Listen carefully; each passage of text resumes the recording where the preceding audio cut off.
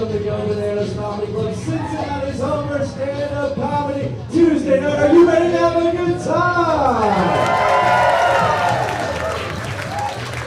Come on, Tuesday night, you can do better than that. Are you ready to have a good time? We have a few simple rules. Please set your cell phones to silent or vibrate. Keep your table talk to a minimum. And no heckling of the comedians or you may be asked to leave. With that out of the way, give it up for everyone in the finals of the funniest person in Cincinnati Comedy! And please welcome to the stage your host and this evening, everybody, the very talented Rand Barnacle.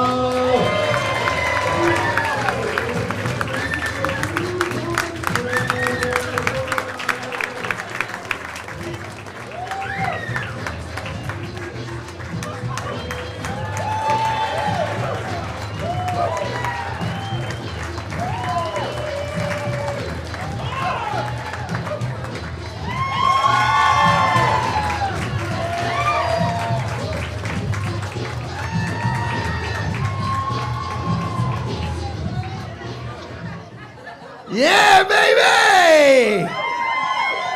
It's the finals, baby!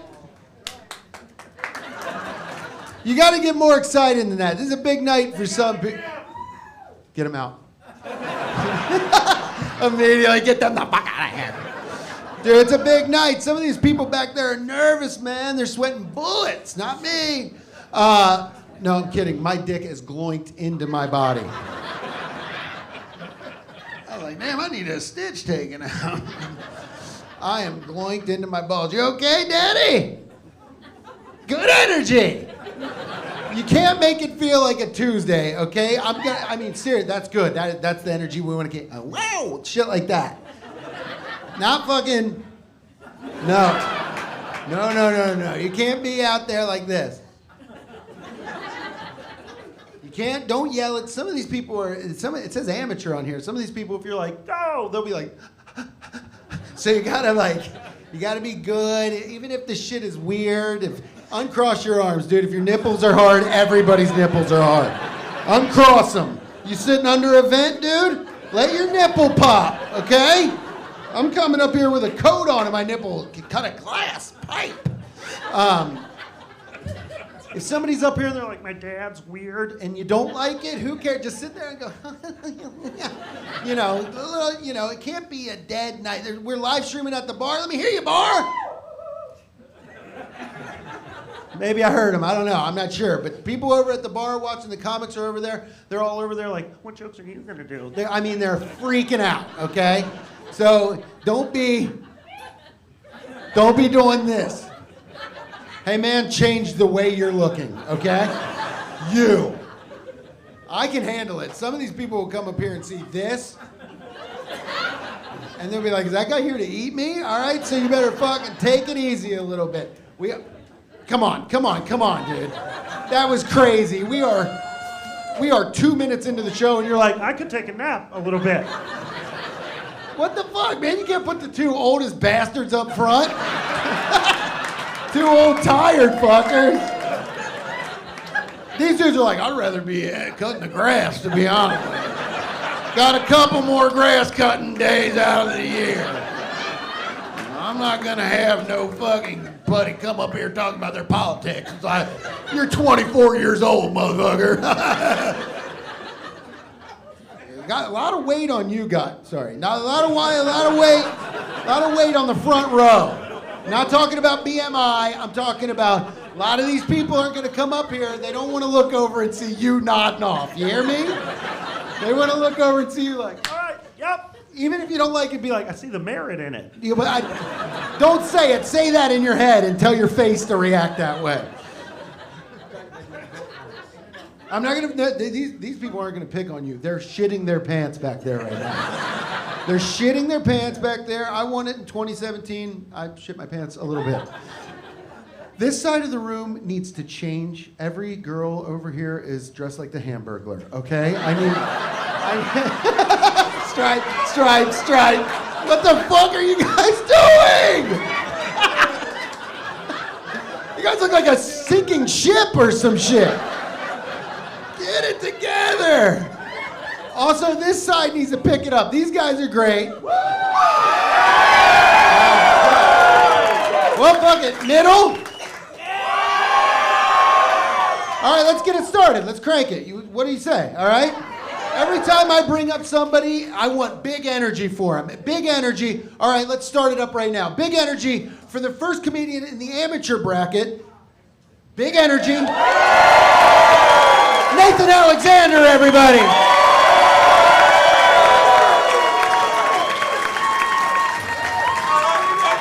Hey, thank you.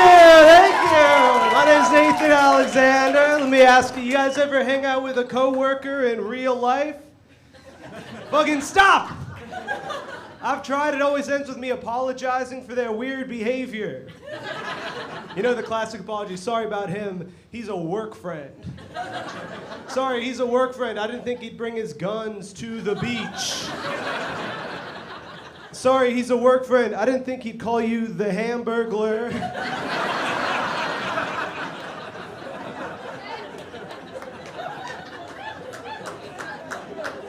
I went to Top Golf for the first time. Any fans of Top Golf? Yeah, this is a fully white room. Knew I'd get a few of you with that one.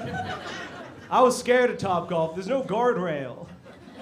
The only thing to stop you from falling is this much net. That's crazy, right? Because I've been like this sad before.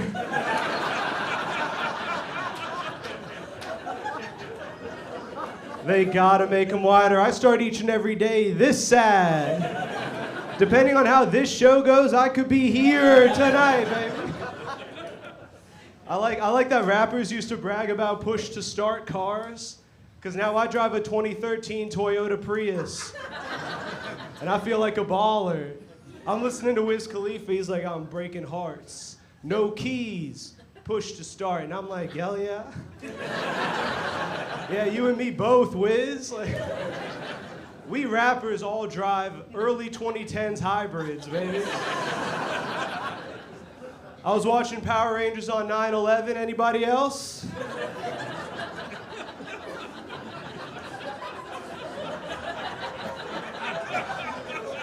I was watching Power Rangers on 9/11. I went to the bathroom. When I came back, I didn't realize my family had changed the channel.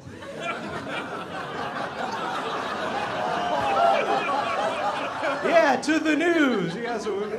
I just walk in, I see the buildings, the smoke, my mom's crying, everyone's tense. I'm like, guys, relax.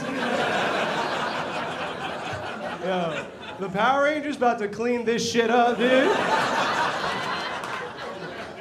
It's fine, they're about to go Mighty Morphin, dude. Who's the villain here? Al Qaeda? He sounds like a dork. We're not losing to Al.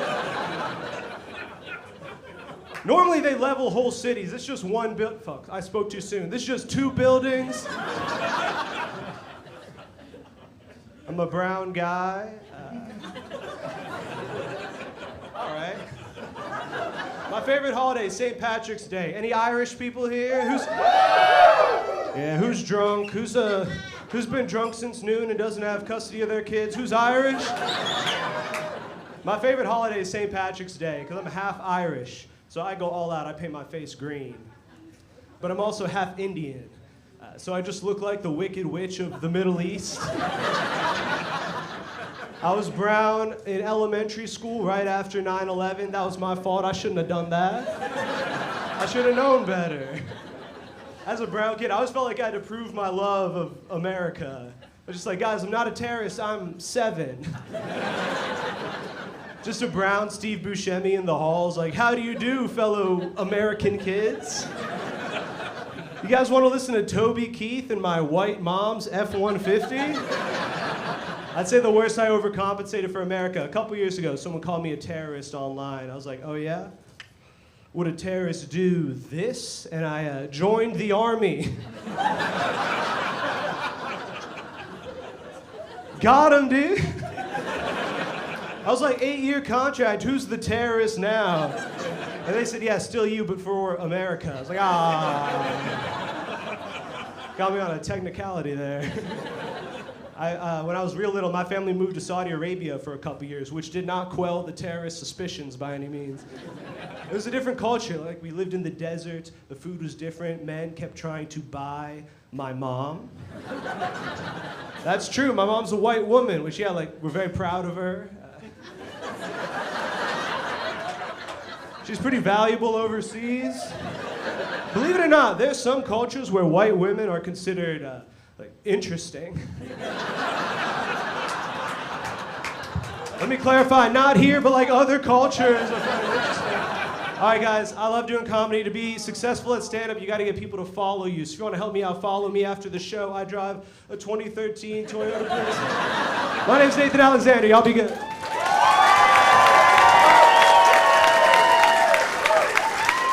Nathan Alexander, everybody! Oh, just a quick reminder to everybody, we're voting for three amateurs and 3 semi-pros. Don't do it now, of course. I mean, we wait till it's over, but I was told to remind everybody, as if you couldn't read. All right, now that I killed the energy, big energy back up, big. Your next comic, Greg Olsen, everybody!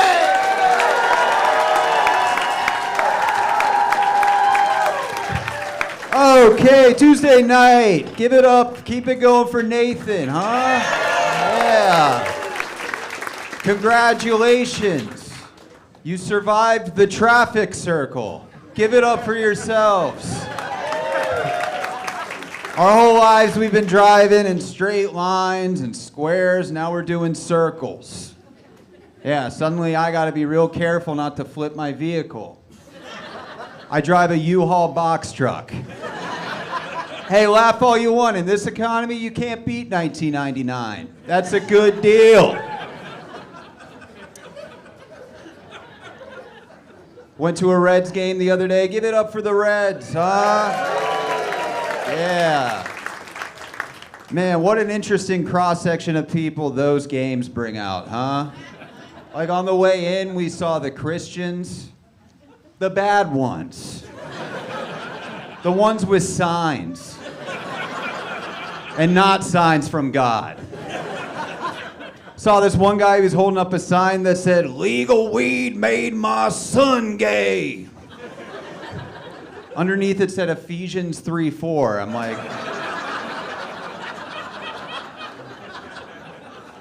I grew up Catholic. That's Leviticus 4:20. I know my verse. It's good to be here. Good to be here. You guys are a wonderful crowd. I have roommates. Clap if you've ever had roommates before. Okay. So a lot of you know what it's like to lose friends over Tupperware.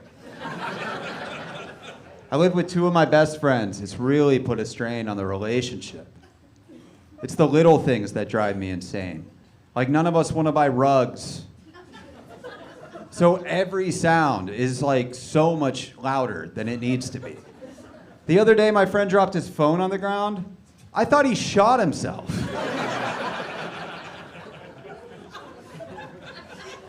My first thought, I ain't cleaning that up, dude. I ain't doing it. No, in all seriousness, I'm glad he didn't hurt himself. He's my best friend. It's a joke. Because I wouldn't even have a rug to roll him up in. If he did. I don't know what I'd do. Oh, man. They're talking about banning TikTok. Better not. I have no idea what I'd do with 6 hours of my day back. That's a lot of pressure, man. I might have to get a job, move out of my parents' house. And I actually like being a stay-at-home son. I do. I think it's my occupational calling. It's not a bad gig, you know? They give me a place to live. I reset the Wi-Fi router once a week. I help my mom around the house. She pays me in Kohl's cash. It's not much, but it's honest work. It's really got me thinking, though, because there's a lot of talk about how social media affects children. They need to talk about how it affects seniors. Because the other day, I was on Facebook video, okay? We're all familiar, right? I was watching this clip. I clearly recognized it. Gameplay footage from the video game Grand Theft Auto. Somebody was mowing down civilians. There were bodies flying everywhere. It was very violent. It was like Walmart on Black Friday. The top comment on that video was from a lady named Agnes. Her comment said, "Prayers for the victims." And then she quoted the Bible. It said, "Legal weed turned my son gay." I was like, it was Ephesians. I was wrong. Hey, you guys have been absolutely fantastic. My name's Greg Olsen. Thank you. One more time for Greg Olsen, everybody! Keep that energy going, big energy for Tyson Coulson.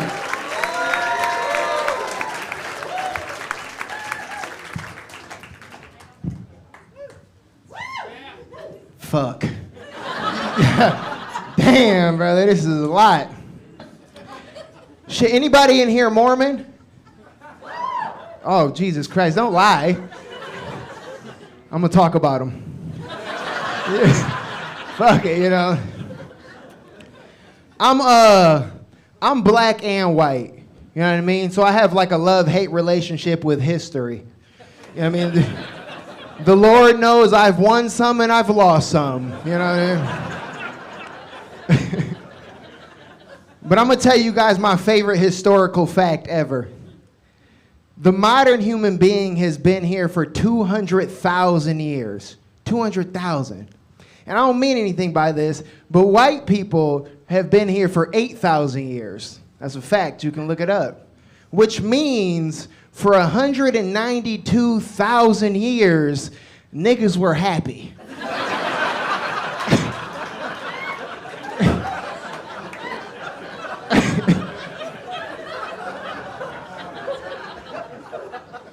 And now Mormon people exist. And those are real people, unfortunately. Fuck, man. They like fucking, Mormon people are like Amish people that aren't afraid of batteries or something or whatever. I don't know, whatever the fuck, you know what I mean? And I used to live in Utah for a little while. And I love it out there, you know what I mean? I love it out there. It's beautiful hiking, amazing views. But Mormon people are blindly racist. And their racism doesn't even make sense. You know that Mormon people teach you that if you're black, it means you did something bad in your past life and now you're being punished for it.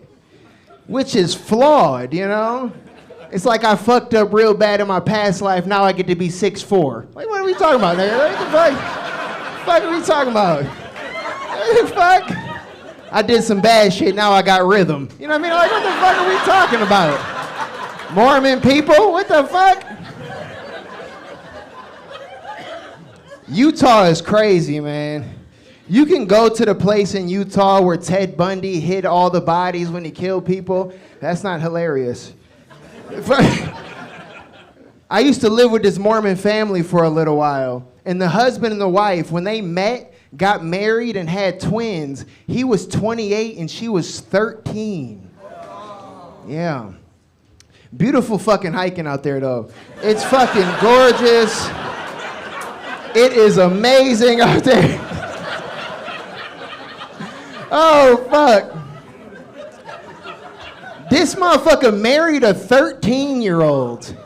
He's definitely gonna be black in his next life. I know that shit. That motherfucker. He's gonna be super black. God damn, man. Fuck, he's gonna be Karl Malone in his next life. This motherfucker's crazy. I hate to do politics here with you fine folks, but Cane's is just white Popeyes, all right? Let's talk about it. Let's talk about it. The chicken ain't got no fucking seasoning on it. Let's get the hard stuff out the way. You know what I mean? And speaking of seasoning, I want to say this. Racism is bad, all right? But racist people have fantastic cuisine. You know what I mean? I've lived in... The more racist the person, the better these motherfuckers can cook. I swear to God. I'm telling you right now, the two groups of people that cook the best are black people and people who hate black people. It's really good, you know? So what I'm saying is Canes could use a little racism in there. You know what I mean? He's fucking put some hate in it. You know what I mean? Put some hate in the shit. You know, the chicken be, all I know is Chick-fil-A got a lot better when they started being homophobic. You know what I mean? Put some hate in the shit. I think they're too happy for hate. They got them little slogans and shit that's like, chicken, what combo you picking? You know, it's weird. It's weird in there. It's cute. Could y'all imagine if Popeyes had slogans like that? That's not a happy place at all. You imagine you pulled up to the drive-thru at Popeyes and it was just like, chicken, what you want, nigga, what's up? My name is Tyson Coulson, everybody. Have a beautiful rest of your night. Thank you.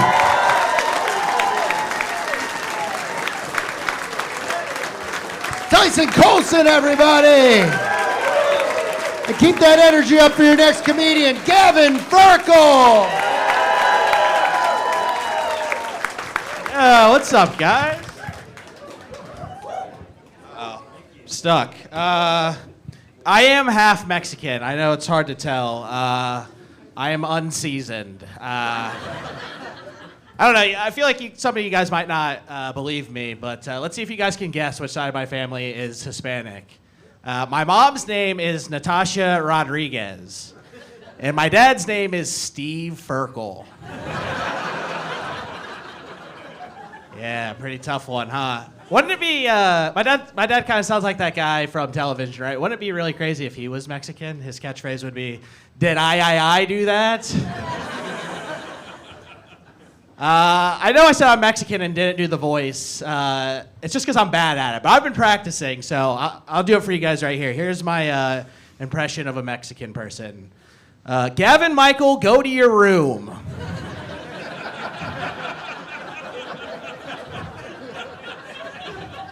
I'm only 27. I'm not very old, so I didn't grow up with Playboy magazine. But I feel like it would be pretty cool to find your dad's Playboy growing up, right? Like, nothing makes me hornier than pictures of ladies that I know my dad has already jacked off to. I don't know. I feel like older guys are really complaining about how bad like that was, but I feel like I had it a lot worse growing up. Like I had to bust out the iPod Touch, get on Facebook. Look up these like really grainy bikini photos of girls in my grade. It wasn't good. It kind of felt like trying to masturbate to like any video of Bigfoot. The last time I was getting intimate with a lady, she was looking at me and she's like, "Why are you squinting?" I was like, "Listen, lady, you're hot, but I can't come unless you're blurry."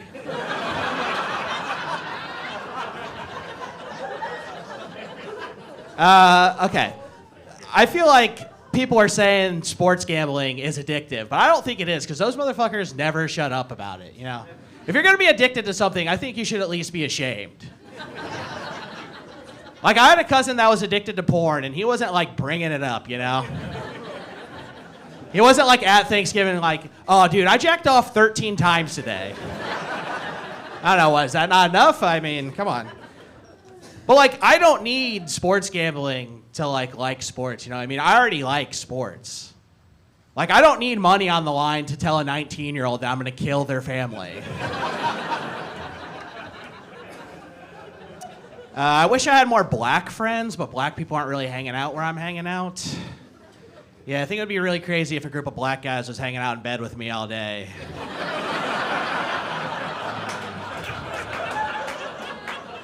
I'm pretty sad. My friends think I'm sad. A lot of my friends are telling me to try positive affirmations. And it's like, dude, you're right there. Just give me a compliment. Damn, you guys are pretty fun. You guys know what the ick is, right? If you don't know, it's like when a lady notices one undesirable trait in a guy and she'll never sleep with him ever again. Like, ladies don't care if you're ugly, dumb, or broke, but as soon as I order orange juice with steak, it's game over. You guys ever get this guy? They're like, "Oh, dude, do you think nipple piercings are hot?" Like, do I think nipple piercings are hot? Yeah, on ladies that are already hot. What are we... Like, getting nipple piercings doesn't automatically turn you into an 8, right? Like, if I got nipple piercings, all the guys in here aren't going to be like, yo, did you see Gavin got nipple piercings? I wouldn't have fucked him 5 minutes ago, but now I'm not so sure. I've been going on some dates recently. I went on a date with a woman recently, and she was like, hey, I can't do this anymore. And I was like, oh, why? Did I do something wrong? And she's like, yeah, actually, you're the only person that I know who uses proper punctuation when they text. I was like, lady, I used a semicolon one time. What are you talking about? I didn't know what to say to that. So what I said was, how about this for punctuation, comma, bitch, period. Fuck you. And I put a bunch of exclamation points. And she was like, who would ever even want to date you? And I was like, whom? All right, I'm glad you guys thought that was funny, because someone had to tell me that that's grammatically incorrect, so you guys are just as dumb as I am, and that feels pretty good. All right, guys, that's going to be it for me. Let's get Rand back up here. Gavin Farl, everybody! Keep it going for your next comedian. Get real loud for Jordane Barry! Thank you so much, man. I'm just gonna start with this. Y'all can probably tell by looking at me. I'm a mixed race guy. I have a white parent and a black parent. I was raised by a single mother, so I'll let you all just take a wild guess as to which one's which out of those two. Yeah, I have a black father. What's the what's the difference between my dad and a ghost? I've actually seen a ghost. You know, it's crazy, man. Yeah. You know, my dad, he's a lot like a vampire. You know, he just always hides from the sun. You know, it's crazy, man. It's crazy. Yeah. Yeah.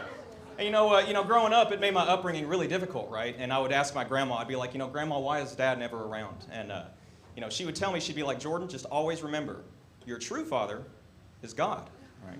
And I said, Grandma, that's even worse. And she's like, why, Jordane? Why? And I said, so now I have two dads that I can't see? Are you serious? Like, what? That's not going to help, yeah.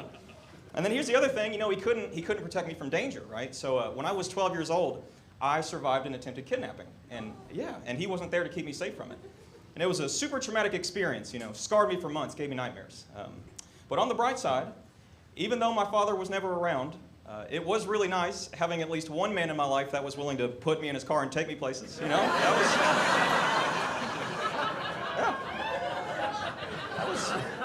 That was pretty sweet, you know? And yeah, it wasn't all bad, is what I'm saying. And ma'am, if you could just laugh along with everybody else, please, that'd be great. I'd appreciate it. Thank you. Well, I'm just messing with you. But yeah, so since my dad wasn't in the picture, I was raised by my mother. So I was raised by the white side of my family, if y'all couldn't already tell by my voice. It's, yeah, you know, it's bizarre, right? Because, like, I have the appearance of a light-skinned black person, you know, and the voice of the police officer that shot him in the back, you know? So, it's crazy, you know? Yeah. Yeah. It's a weird dichotomy, right? Like I look like a diversity hire, and I sound like the white employer that hired him, you know? It's crazy. And on that topic, it's really difficult for me giving job interviews over the phone, because an employer will call and ask a question like, well, Jordane, tell me about some adversity that you've overcome in your life. And it's not convincing when I have to use this voice and say, well, ma'am, daily, I struggle to overcome racism, you know? Especially because when she hears that, she's probably thinking that, like, I overcome the urge to be racist, you know? Yeah, just doesn't work, you know? But that's not the worst part, though. Here's the worst part. There's just certain things that I cannot do as a black man, right? So, for instance, I could technically get away with saying the N-word, right? But it would sound horribly racist if I said it, you know? So, like, here, all right.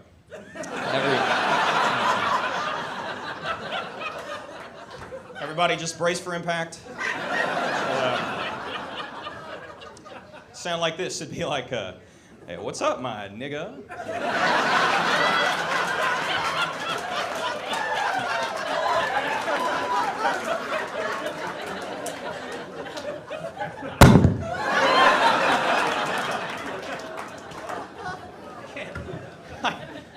I can't say that. I sound like 80% of the men in this room when I say that. I can't do that. Like, you could just hear the white privilege in my voice, man, when I say that. Like, for real, like the other day, I was talking with one of my black buddies, right? And he was, God, even that sounds awful. Jesus Christ. Oh my God. I basically just said, yeah, guys, I have black friends. That's what I just said. But like, I was talking with him and he kept saying it, and he was like, you know, Jordan, I don't hear you saying it. Like, why don't you say it? And I was like, all right, fine, here, I'll say it. And afterwards, he was like, yeah, don't ever say that again. That's the end of that. But you know, it is really tough, you know. It's real tough. But you know what's a lot tougher, though? Not having a father in your life. That's a lot tougher. Yeah, you know, because for real, like the only thing that's worse than not being able to say the N-word is not being able to see the N-word. You know, that is so much worse. And guys, my name's Jordane Edmonson. Y'all have been great. Thank you so much.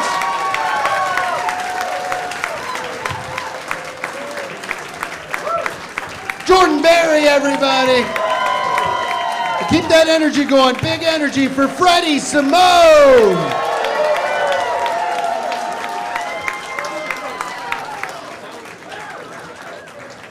Hey, go Bananas. Hey, I know y'all tired of hearing them men, right? Hey, they needed some black girl magic up in here. Afros and ass, afros and ass. That's what it is. But nah, I don't wanna talk bad about the men, because I love you guys. You beautiful. You are. I love it, you know? Every time I see you guys, I like to treasure you when I see you guys. I do. Because y'all beautiful, man. And it's 2025. This is the only time I'm competing with men, right? Up here on this stage. It's 2025. I don't like to compete with men at all. So I shave my beard every morning before I leave the house. Right? I don't want to compete with you guys. You right there, sir, you have a hefty beard. And we would see each other on the street and you'd be like, bitch.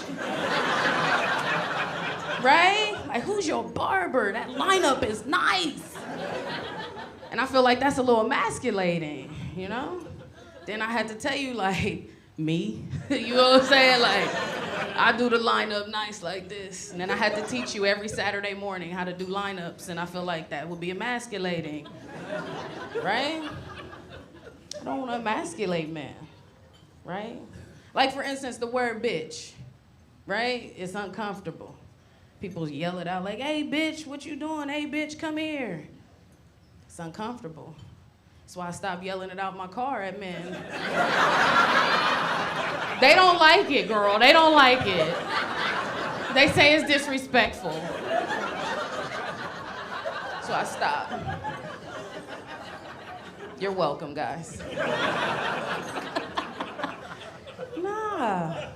But I love men. Like, I love it. You know? I'm gonna shave my beard. I don't want to compete with them. But I'm keeping my mustache, okay? Because it's powerful. And I like to stroke it when I make powerful decisions. Okay? Don't you do that? You stroke your mustache a little bit? Oh, the beard. See, I lost it. Because I'm not trying to compete, see? Like, am I going to leave the toilet seat up for no reason? Just because? Or am I going to find a woman to explain some stuff to? She ain't asked me, she don't care, but I think she needs to know. And only a way that I can tell her. I ain't gonna do it though. But you know what though? I do like to tickle you motherfuckers though.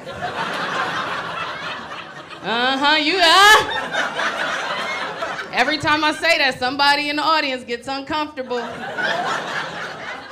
They was pinching nipples earlier. That right there. You squeamish? Are you ticklish, sir? Okay. Yeah, he is. They gonna tell you no, but they is. And my apologies, I'm not gonna tickle without consent, okay? I promise, I won't just go up and tickle you, jump out the bushes and tickle you or nothing. I promise. I promise. I won't do that. I think I got a problem though. I've been taking a tickling poll, do you know 1 out of 4 men are ticklish? I think it's higher than that actually. It's wild. But I try not to be aggressive with men. You laugh and shit like you know it's not true. I do, because I like when a guy, you know what I mean, comes up behind you, my man, kisses me on my neck, and I love it, and then I take him, his body slam his ass down to the ground, and then I tickle the shit out of him until he sounds like the Pillsbury Doughboy, and then he pisses himself. But, again, I don't want to emasculate you guys. Listen.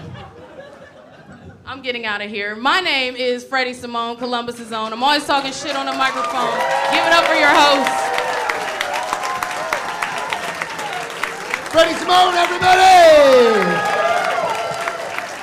And let's keep that energy, big energy for Vince Stevens!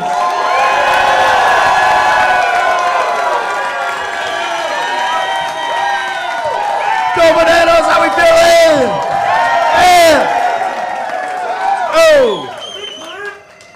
Yeah, I'm gonna do some religion and politics real quick, if you guys. That's cool.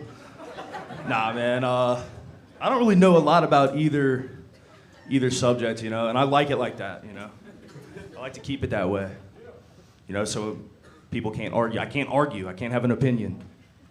And turns out people still get mad when you don't care. You know? They're like, you need to educate yourself. I'm like, hey, I thought we were just having a couple beers, man. Jesus. Also, it's like, hey, I took 8th grade math my senior year of high school. If the public school system can't do it, what do you guys want me to do? I don't know what a goddamn tariff is, man. You know? Religion's crazy too, man. Religion is wild. I don't know, I'm not very religious, I don't know a lot about it, but I did watch Passion of the Christ the other day. And I gotta tell you, what a buzzkill, dude. You know? Is that a true story? Is it? Good Friday? That's Good Friday. That seems like the worst Friday of all time. You know? They kidnapped Jesus Christ, man.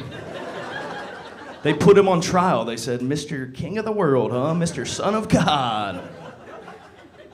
Jesus stood on business. He was like, yeah, who's asking? They're like, all right, chain this smart ass off, dude. Then they beat the brakes off my boy.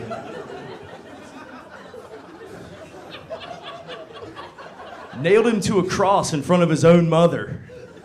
You imagine being a part of something like that? Imagine you're hanging with the cool guys. You guys are smoking and drinking. Peer pressure sets in. They're like, hey man, there's this freak in the next town over. We're gonna go nail him to a cross. You in? Yeah, I guess I'll come check it out. Imagine that hangover. You wake up, you see him up there. You're like, oh, God, damn it. No.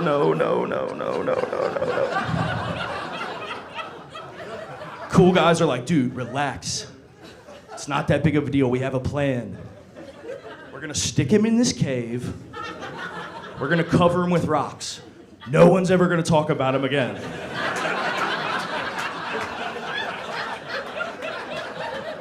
Nice plan, dipshit. The hell? And get this, he's coming back.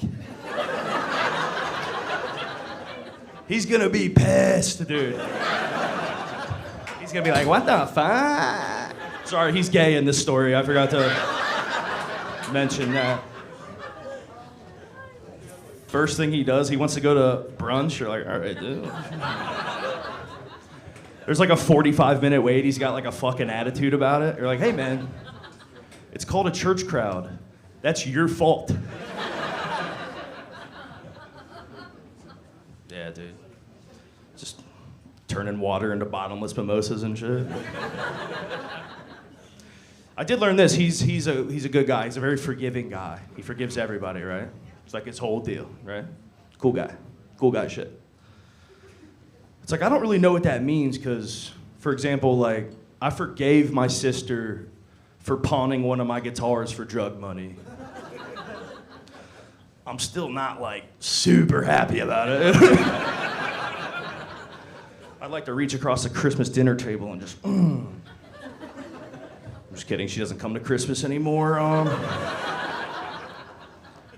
But if she did, I promise you that'd be her last supper, boy. My name's Vince Stevens. Thank you, guys.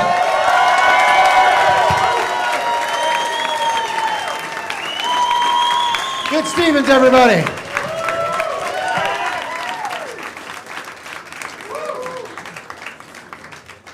All right, Vince Stevens, everybody. Sorry. So keep that energy for your next comedian, Jordane Edmonson, everybody.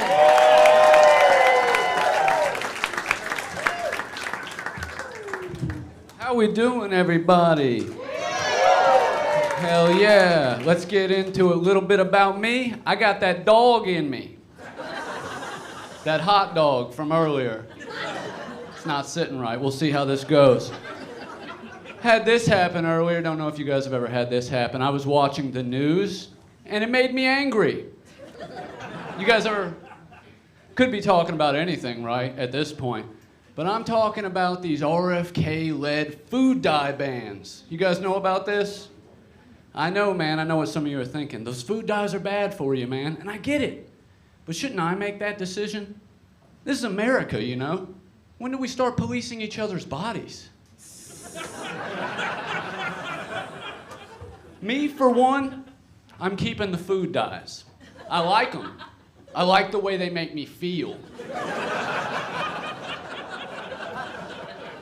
I tell you what, if they want those food dyes, they can come get them from my cold, red hands. Let's talk about RFK, man, since you guys brought him up. You guys fans? All right, man, I'm not a fan, but you do have to kind of admit, like, he's a nuanced guy. He's kind of hard to get a read on, right? Because on the one hand, you can say stuff about him like he was addicted to heroin. Which is, you know, objectively badass. Cool points there. But on the other hand, right? Brainworms. Bozo move. Nitwit behavior to even get brainworms in the first place. And he says he got rid of them, but I don't know, man. You tell me. I look at the guy, and to me, he looks like he's got a couple worms rattling around upstairs, you know? I like to keep it light, you know? I like to think maybe he's got like a good worm and an evil worm, you know? Kind of guiding his decisions. One worm will be like, hey, man, hey, we got to do something about those toxic pesticides. The other one will be like, yeah, and we should take the medication away from depressed people. Then the good worm will come. The good worm will be like, hey, man, hey, those food dyes scientifically linked to hyperactivity in children. Then here comes that evil worm like, yeah, and we should take away vaccines, too. But I believe the guy's got a good worm guiding his behavior, you know?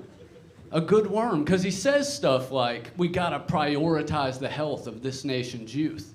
Which is true, you know? You can't argue with that. Then here comes that evil worm, man. Makes him say stuff like, a raccoon, get that raccoon, put it in the car, eat it. Yeah, he ate a raccoon, you guys know that. Look, he ate a raccoon, he was addicted to heroin, he had brainworms. His skin is the texture of a boiled shrimp, and he has the voice of a guy who's choking on a boiled shrimp. That's your Secretary of Health, baby. Proud to be an American. Listen, guys, I don't want to rag on the guy, you know? You gotta just look at it objectively. He is a driven individual, driven by worm. Like a Ratatouille type of deal, you know? I don't know if you guys saw this story a couple months ago where he jumped in this sewage runoff ditch, all right, in his blue jeans with his grandchildren, right? And it wasn't a swimming hole. He was trying to prove that germs aren't real. Doesn't that sound like something a fucking worm would want you to do? That's how they reproduce. Look, you guys have been really, really cool. So wait, I'm not done. I'm gonna tell you guys a very personal story real quick from my life, and then I'm gonna go. When I was about 9 or 10 years old, my father came out to the woodshed and he caught me with the neighbor boy. And I'll admit it, he tricked me into putting the tip of his penis in my mouth. Now listen, I was 9 years old, dude. What are you gonna do, you know? My dad busted in and he was like, no son of mine is gonna be several slurs in a row. And I said, Dad, it's not what it looks like. Dad, it was just the tip and it'll never happen again. He said, son, that's not good enough. No, I'm gonna teach you a lesson. And I'm gonna sit here while I watch you suck the whole dick.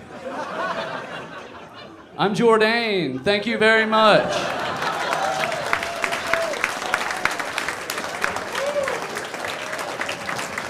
Jordane Edmonson, everyone. All right, that's the amateurs. Remember, you're voting for 3 amateurs. Don't do it now, because we're going right into the semi-pros. You guys ready to go semi-pros? Big energy, big energy. You guys are fantastic. Give it up for your first semi-pro of the evening. Tony Cruz, everybody.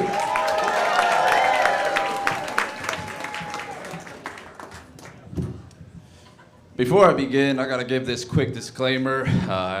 I apologize if I offend anybody in advance. I mean, I am an immigrant. You guys know immigrants, right? If there's a line, we're gonna cross it.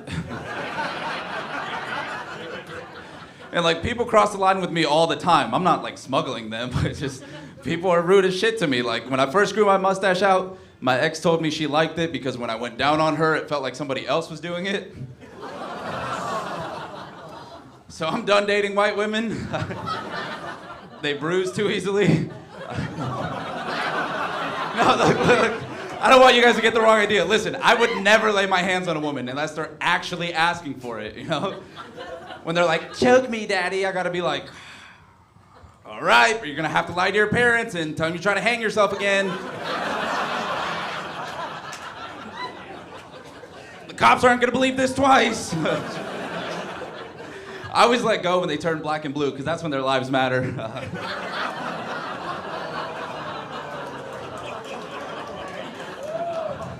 Look, I can make these jokes because I kind of look like a bisexual cop, okay?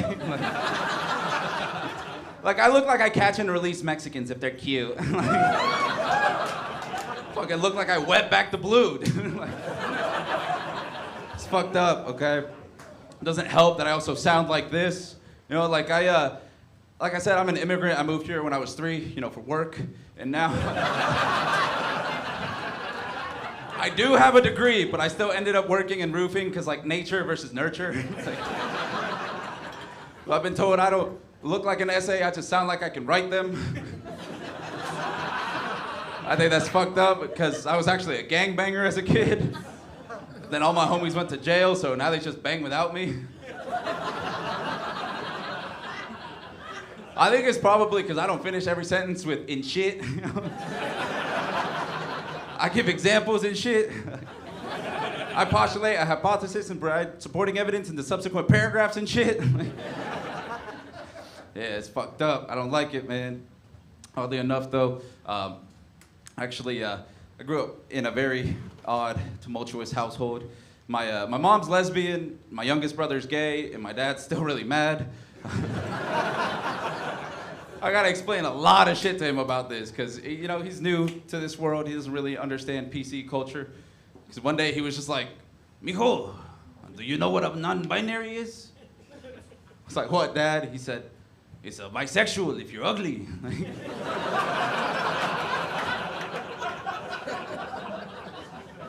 Another day he tried to ask me about my brother. He was just like, So what, mijo? You think he like learned it on the TV or what? Like, nah, man, he doesn't even watch RuPaul. Like, besides, you can't learn gay. You're born that way. You didn't see when Brandon came out the womb crying, he was already premature, like.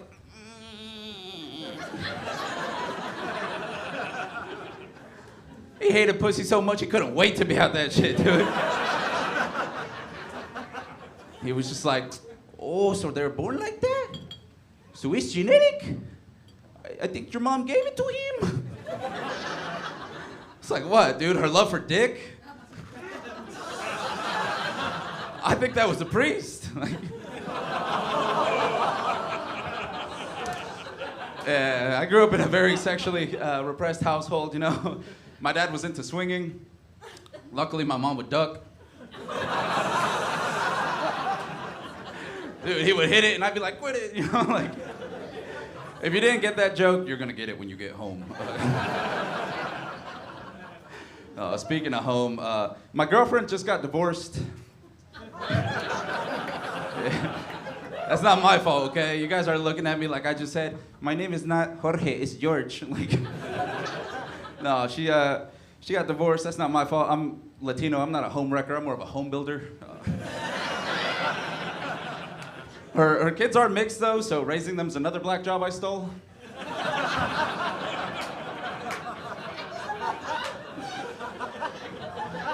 Just kidding, okay? They're half white, half Iranian, fully radioactive, dude. Those motherfuckers.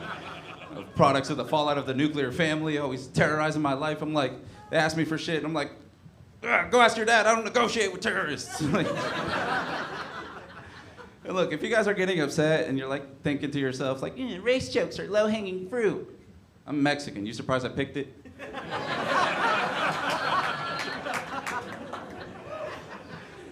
Being Mexican's fun, though. My favorite thing to do was always just to fuck with my dad. Like, I would bring him to parent-teacher conferences with me, right? And I'd just fucking gaslight him about what they were saying. Like, my teacher sat us down, and she was just like, we need to talk about Tony's poor behavior. I'm like, damn, Dad, she's calling us broke.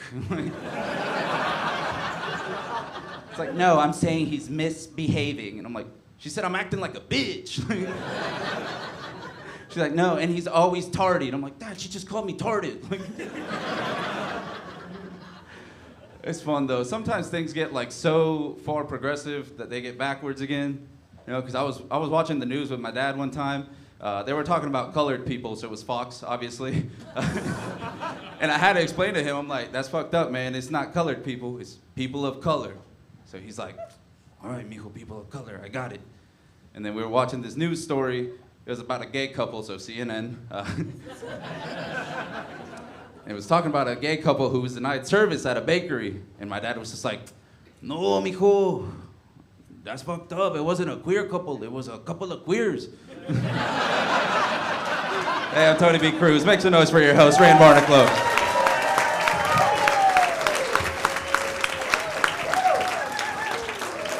Tony B. Cruz, everybody! Big energy. You guys are doing great, man. Great audience. Come on, big energy. Big energy. Your next comedian, Andrew Pinnell.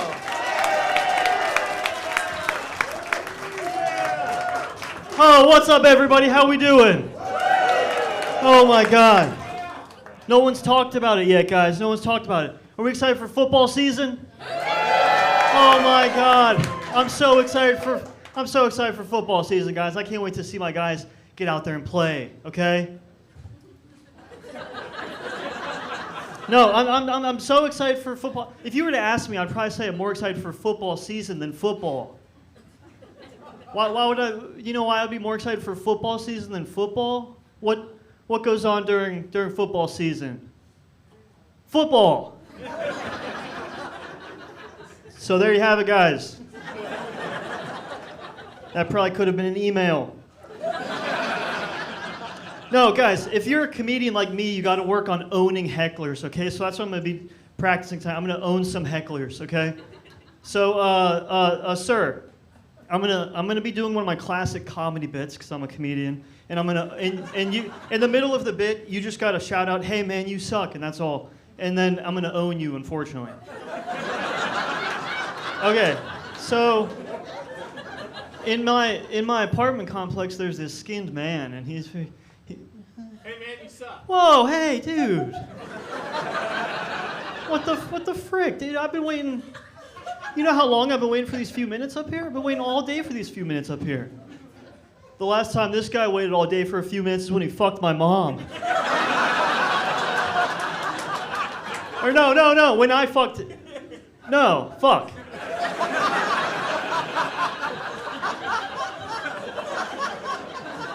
All right, that's all right. Do you guys like impressions? We're gonna do an impression. Do you guys like impressions? Okay, guys, this is my impression of a Fox News dad who's like 2.5 years late on news and he's not that good at the news. East Palestine. What's next? West Palestine?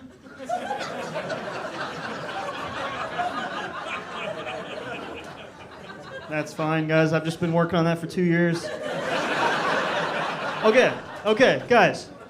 Who here uses Venmo? Do we have any Venmo users? Do you ever get like FOMO from Venmo? It's fucked up how they have it set up. You check the app and you see that one of your friends paid another one of your friends. You're like, oh, what the fuck? You look a little bit closer. The comment is like a beer emoji. You're like, oh, they got drinks? What? Then you see it was from like 10 hours ago, and you're like, oh, they got drinks last night? What the fuck, without me? What? I stayed home and jacked off twice. What the fuck? They didn't invite me to get drinks? That was actually a pretty dark night for me last night. I stayed home and jacked off twice. No one does that. You're not supposed to do that. I did that. I jacked off twice. That's not me that did that, though. That could happen to anybody. Did not do that. Did not do that. Guys, who here has a job? Fuck. Okay, if you have that didn't, all right, just hold on. They say you gotta have 2 sources of income, right? Come on. They say you got, okay, so that's cool. So I have like my 9-to-5 job, and then I also just picked up this little side hustle. I've just started like stealing shit. It's worked out really well. I'm not crazy or anything. I just steal like small stuff from the grocery store, like spices, blocks of cheese. And my friends are always like, dude, why are you stealing spices? That's weird. I'm like, I know you only have to steal, or you only have to buy spices like once every couple months, but why not steal them every fucking day? So that's what I'm doing. I'm stealing these spices every fucking day, and it's insane. I have so many spices in my apartment, guys. It's crazy. I have so many that some of them are actually starting to go bad. They're starting to expire. So what I'm gonna do, and you guys are gonna love this next joke, so just hold on. But what I'm gonna do, I'm gonna open up a store out of my apartment, and you guys are gonna love this. Just wait. I'm gonna start selling these spices, and I'm gonna name the store Old Spice. And then I'm gonna buy a gun. I'm gonna shoot myself in the fucking face. Oh my God, it's gonna be a wonderful 5-year plan. Guys, come on, be real. Do we have any fans of comedy in here tonight? Does anything funny ever happen to you guys? Okay, well, you didn't answer the question, but no, I've had funny stuff happen to me before. Like just the other day, I was talking with some friends in a circle, and one of my friends said that they're going to Nancy, Kentucky in a couple days to see some family. And then I kind of jumped in the conversation. I go, Nancy, Kentucky? What, is she friends with Katy, Texas? Right. It was so funny. She's right to laugh at that because it was hilarious. And it really, that night, if you would have seen that night, it really changed the dynamic of the night. It was such a special moment for all of us. And you can ask, some of my friends are here tonight, you can ask them. They still talk about it to this day. It's crazy. But it was so funny and so special what I did that night that I decided to write a joke about it. So I'm going to share that here with you guys tonight. I was talking with some friends the other day in a circle. And one of my friends said that they're going to Nancy, Kentucky in a couple days to see some family. And I go, Nancy, Kentucky? What, is she friends with Katy, Texas?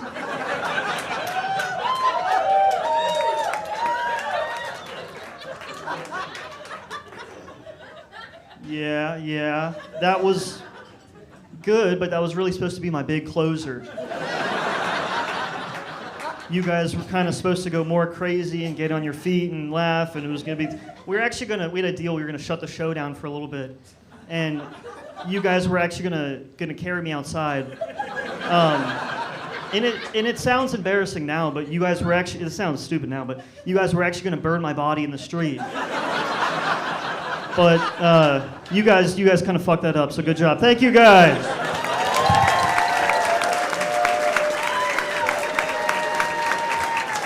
Andrew Pinnell, everybody! All right, big energy. Keep that energy for your next comedian. Get real loud for Nick Hickden, everybody! Keep it going for Rand and Andrew Pinnell and all the other comics. Yeah! Woo!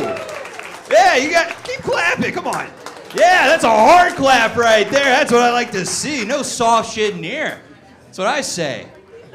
Yeah, speaking of which, you guys know what the golf clap is? Anybody? Golf clap? What is it? No, it's what Tiger Woods gave all those strippers. All right. Good to be here. Yeah, it's been fun watching. We've all been hanging out next door at the Bell and the Bear. That's where they have us. Scary fucking bar. If you haven't been there, it's real grimy. It's like where pregnant ladies go to drink. You know what I mean? I'm sure that place is ground zero for fetal alcohol syndrome. I am so sure. Yeah. All right, yeah. Cool. We got some beers going around. That's good. I'm not drinking much myself anymore. I just started smoking weed again, though. But yeah, thank you. Clapping for weed. All right. This job's so fucking easy. So, yeah, it's been a long time since I've smoked, though. Just to give you an idea, it's been so long that my old dealer's now a realtor. Yeah, I didn't know they could do that. You know what's funny? I didn't know until one time, I called him to try to get some weed. And when he told me that he sold houses, I just thought he was speaking in code. And I was getting pissed, too. I was like, yeah, whatever, dude. How many bedrooms can I get for $40? Look me up. Ooh, I found out I'm gonna be an uncle. That's exciting, right? Yeah. Yeah, thank you. My brother and his wife, they're having a kid together, and she's really excited about it. Actually, she's next door celebrating right now. But she's... No, she's a good mom. She's excited about it. So what she's been doing is every night so far, she's been playing classical music to her stomach. Because she wants the kid to be smart. Well, she told me that, and I was like, dude, if you want a smart kid, you probably shouldn't have fucked my brother, it's a little late for Mozart, You shouldn't have let that guy crescendo inside of you. That was your mistake. But...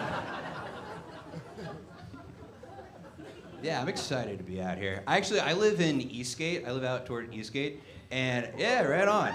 All right, I'll tell you about this then. So I live right next to the Speedway out there. And there's this lady there named Gail. I love Gail. She's like the methy lady at the Speedway. You know what I'm talking about? Don't pull back on me. You know what I'm talking about. Every gas station has a methy lady. The scrawny one that kind of stands like a meerkat, right? She just works there to get closer to the cigarettes. That's what I'm talking about.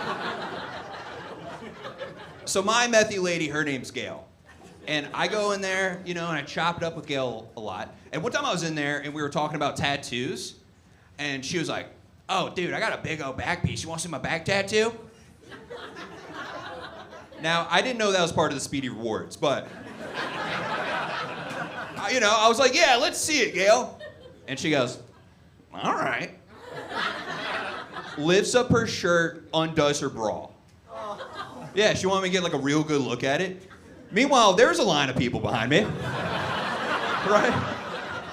They were confused. They were angry. They're like, is this boy about to fuck the gas station lady? Lucky? Ah! They all want to fuck Gail. Gail's gas station hot. But, I don't even know what that means. But the tattoo was crazy, so here's what it was. It was this oval frame on her back, right? Because it was supposed to be a mirror. And then in the middle of it, it was her two kids looking straight ahead. Scary looking kids, dude. I'll tell you what, those kids did not listen to classical music. I know a Limp Bizkit baby when I see one, and that's what was going on, right? So right, it's the two kids looking straight ahead, and then underneath that it said, "Always watching my back." There's no way she has custody of these kids, right? Like, that's a tattoo that says, "I love my kids, but I kind of like the Bell and the Bear a little bit more," you know, like. You know what's sad? They're broadcasting that over there, like this over there. They can hear everything I'm saying. But I love you guys. Where's the camera? I love you. It's a good bar. You know what's funny? That's not even the wildest tattoo I've ever seen, though. The wildest tattoo I've ever seen. I know a guy that has a Jacksonville Jaguars tattoo on his neck. He's a realtor now.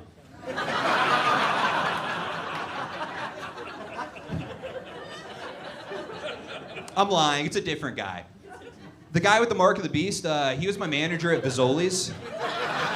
Party laugh for Fazoli's, yeah! You guys like Fazoli's? Yeah! All right, too excited. Okay, that's fine. I like it too. If you don't know what it is, it's basically just Olive Garden for divorced people. It's like, right? Because it's like when you're there, you're no longer family. It's a tough place to work. Eastgate? Oh, well, thanks for telling me. I'll check out the place where it was then. I'll go salute its fucking grave. No, shut up. He needs to hear this. Yeah. So that guy, it was my manager, Charlie, and the best way to describe Charlie is he was like the horny old man at work. Like one day he came up to me, right, and he had his phone out, and he was like, dude, check out what the missus just sent me. And it was his wife naked. It's not the right reaction. It was tough, but here's the thing. It was like the picture was like from the backside, and I was looking, I was like, wait a minute, I know those fucking kids. Hold on a second here. Gail? All right, guys, that is my time. I've been Nick Hickden. You guys were so great. Thank you so much. Nick Hickden, everybody! Keep that energy going for your next semi-pro, Cody Hughes!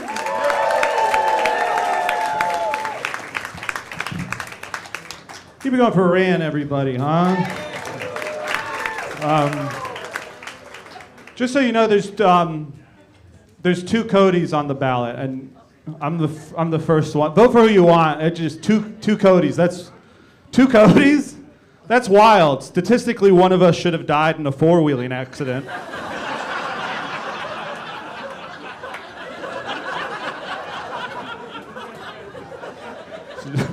So when you're voting later, just remember I'm the scary one. I don't even think I'm scary, but sometimes I'll be walking down the street and I'll pass a car with somebody sitting in it and they'll lock their door, which it hurts my feelings, but I've come up with a fun game for when that happens. What I like to do is I pull on the handle.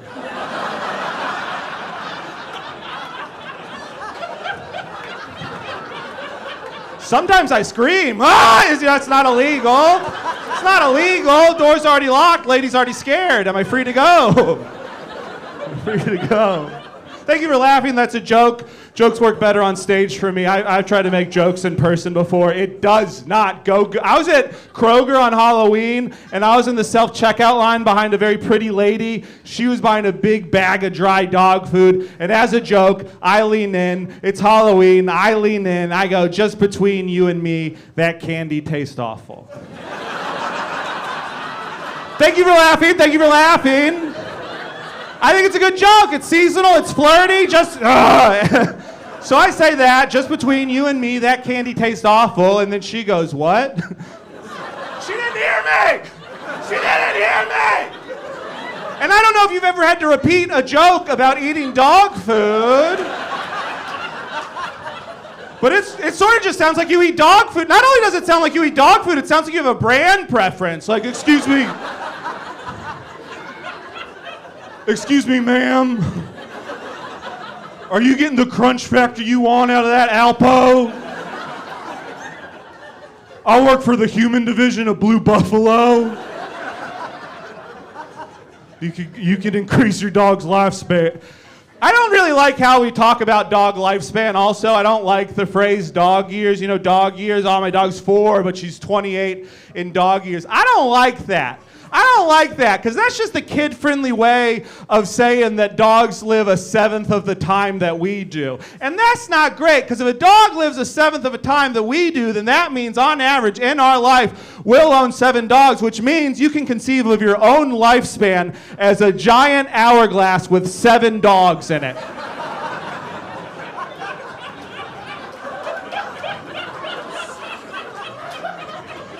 And how old you are is how many dead dogs are on the bottom, and shut up! And how many?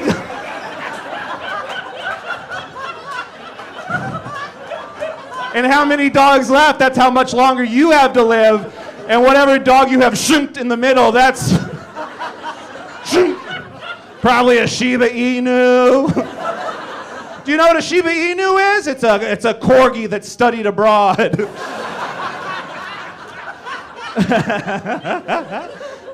I work in the sewer now.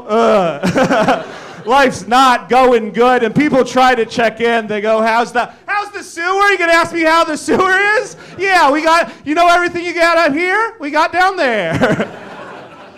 What's your favorite thing in Cincinnati? Bengals. We got them down there too. They're covered in poop. And my boss, like the people I work with, they try to be romantic about the job. My boss goes, well, without sewers, there's no neighborhoods. Without neighborhoods, there's no community. And then the person who's sitting on the toilet directly above us goes, who said that? And my boss goes, shh.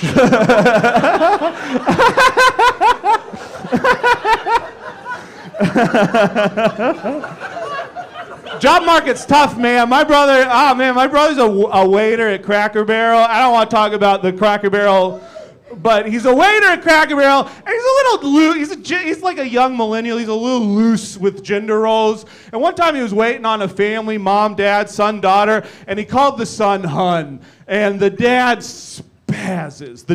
Within 2 minutes, the dad is yelling at my brother and yelling at my brother's manager, threatening to come back with a gun. And that must be so embarrassing to be at Cracker Barrel and admit you forgot your gun.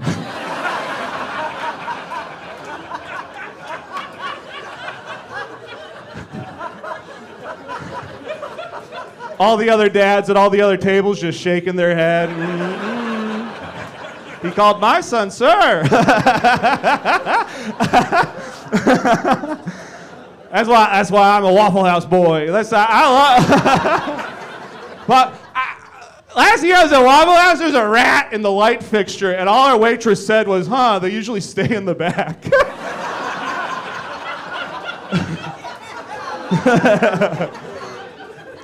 I don't know if you've seen it. There is a video of Anthony Bourdain eating at Waffle House and going, good. And I wrote a little essay. Fuck Anthony Bourdain. Fuck Anthony Bourdain. I'm glad he's dead. You don't get to talk about Waffle House if you've only been to Waffle House once. You have to go to Waffle House a lot. Waffle House has what we call a reverse tolerance where it gets stronger and stronger and you appreciate it less and less.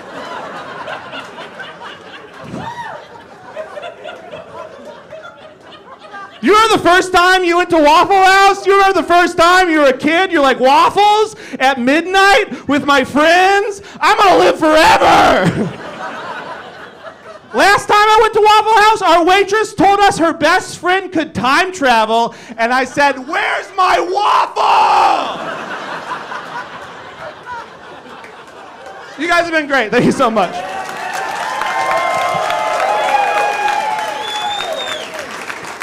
That's Cody Hughes, everybody. Big energy for your next semi-pro. Get loud for Ian Squids. Oh, hey, what's going on, guys? You guys got jobs? A couple of you, cool. Does anybody else got a boss that's dumber than they are? this side of the room, everybody else knows their place. That's cool. My boss is dumber than me, and he's weird too. He sexually harassed me once upon a time, and here's what happened. I came into work, it was very early in the morning. He comes up to me and he goes, "Hey Ian, would you suck a dick for $1 million?" Which was a little bit weird, because he was scratching a lottery ticket when he was asking me that.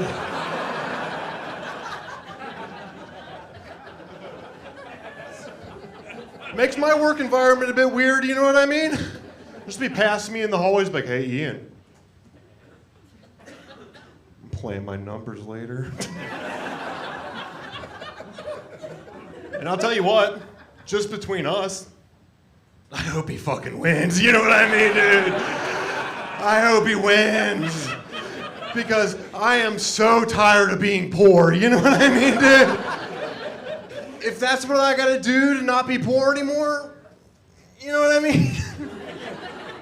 Like my dad used to always tell me, closed mouths don't get fed, and I'm pretty sure that's what he meant.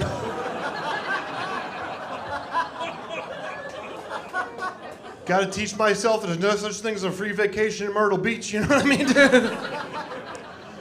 So every time he's playing his numbers, I'm putting on lipstick. I'm like, "Come on, 7!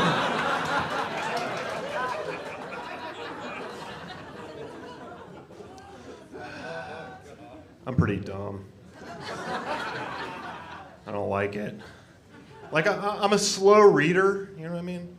Like, I judge every book by its cover. I pick it up, I go, "Oh, this is a book, fuck this," and that's kind of how I do that. My friends are dumb too, you know, birds of a feather. They're always competing over the weirdest shit. Like, my friend came up to me the other day and he told me that later tonight he has plans to eat 9 5-layer burritos from Taco Bell. I'm like, why? Why would you do that to yourself? He says, "Because Jeff ate 7. I'm like, that's not what the... that's 45 layers of burrito, dude. That's fucking... I'm like, why would you hurt yourself like that, man? He says, "Well, I might feel pain now, but I can rest easy tonight knowing that I've won." I'm like, hey, man. If you eat 9 5-layer burritos, I wouldn't be going to bed, dude. That's a stay up and wait situation. Because the middle of the night, you're gonna feel something. Oh boy, you're gonna feel something, dude. And then your body's just gonna turn into a you like that girl from The Exorcist.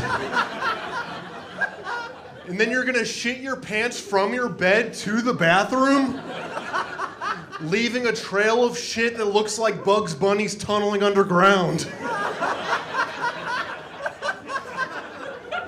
It's not a good idea, dude. Trust me, I know. You wanna know how I know? Because it was me the whole time. There's no friends. There's never any friends. Just shit the bed literally, you know what I mean? I've been trying to get better at sex. It's hard, and you know, I mean, dating's hard for me in general, because like I know what my general vibe is, you know what I mean? Like I look like the ghost of Milwaukee's best. Looks like on the weekends I go to the Great Wolf Lodge and go swimming in my jeans.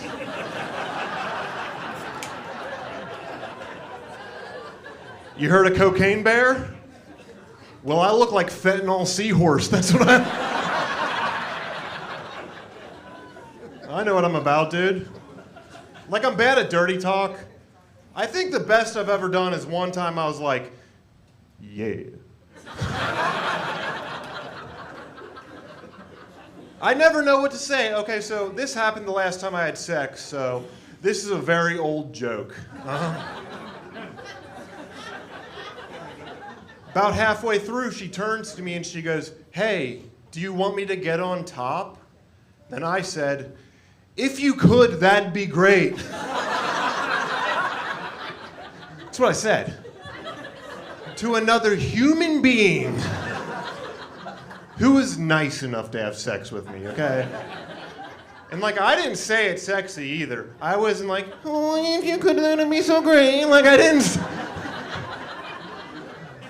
didn't say it like that. I said it like she held the door open for me. Or like she was donating to my small business. Technically, she was donating to my small business, but it got a little awkward after I said that. And I was like, hey, do you want me to, I don't know, leave? And then she goes, if you could, that'd be great. And I was just like, yeah. All right, I got time for one more joke. Do you guys want a dirty joke or a dark joke? All right, we're going dark. Y'all ever written a suicide note so good you have to do it?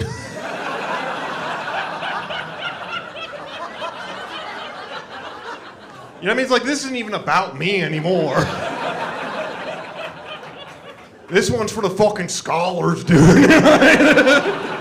Hey, Albany and Squids, thank you guys so much. Have a good night. Brand Barn Club.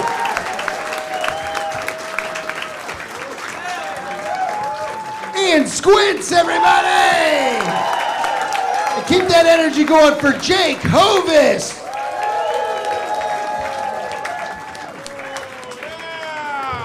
Yeah, fun. All right, let me move this so you guys can see me. All right.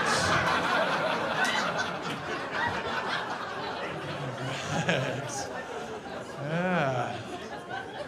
So I'm a big fella, yeah. Actually 6'8", yeah. Well over 100 pounds. Recently I went to Israel, and people are like, do you think it's safe traveling to Israel? Like, for a guy like me, it's never safe. So there might be a little Jewish boy with a slingshot.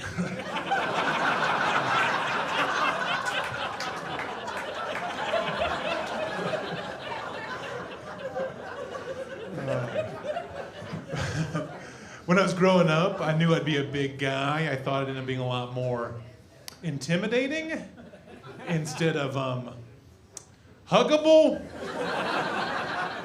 Something about it, people want to hug me. Mostly men. They want to put their head like on my bosom. Like gently motorboat me. They always end up saying the same thing. I just feel safe. I don't know how to respond to that. So I just say, thanks, Pastor. All right, we're a fun crowd, all right. Oh, man. I took Spanish in high school, yeah. Notice I said take Spanish, not learn Spanish. Took it, had very little idea what was going on. Yeah. It was never more evident than one field trip we took a Spanish-speaking supermarket. We're gonna have conversations with native Spanish speakers. I'm like, that's gonna be a problem. I know nothing. The one phrase I knew was, how old are you? So my plan is to walk around this supermarket asking strangers, how old are you? And then like immediately end the conversation. But Spanish is a fun language. You don't ask how old you are. You ask how many years do you have? The Spanish word for years, años, similar to another Spanish word, anos, which means butthole. So I walked around this supermarket asking strangers, how many buttholes do you have? Like super surprised they all say uno. Except the butcher, he said he gave me a deal on 5. I end up with a C in the class. That's pretty good. That means yes.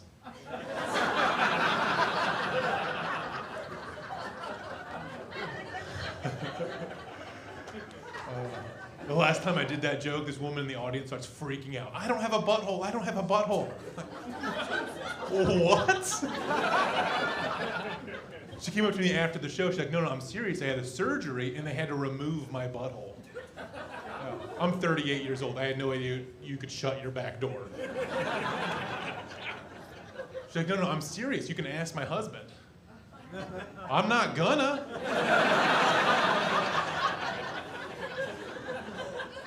I believe you. I also believe you're a little bit of an oversharer. And then she said this, I swear, she said, do you want to see? Kinda.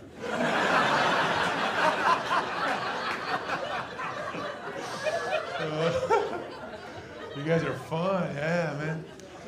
Oh, man, this is a fun show. I also do some weird shows. I did a show at an elementary school field day.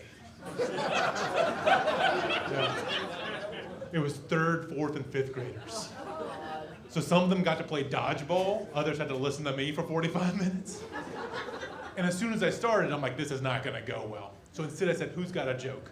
All the little hands go up. I invite them up to the stage. So before they tell their joke, I say, what do you want to be when you grow up? Number one answer, I swear, number one answer, YouTuber. Yeah, our country is screwed. And then they would say their joke, and there were these really jokey jokes where you kind of knew the answer, you kind of guessed the answer, like, why did the bicycle fall over?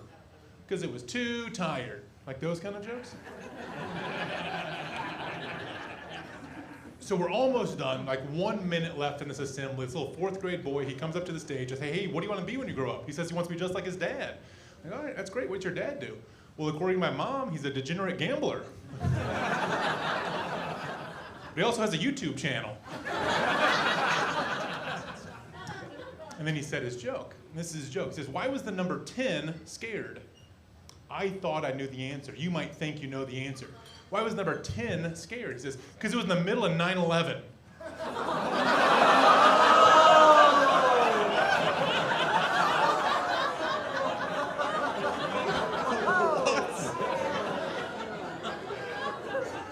Dude, you're in 4th grade. What just happened? Golly, that's a joke I'll never forget, man. Oh, man. Oh, man, you know, you might recognize me. I was on a commercial recently. Nope, all right, that's fine. That's fine, I was on a commercial. I was on a wheelchair ramp commercial. A wheelchair ramp commercial, yeah. They're like, how do we show the sturdiness of our wheelchair ramps? It's like, I know just the guy. I was on screen for 7 seconds, shot from the neck down in a wheelchair being rolled across a ramp.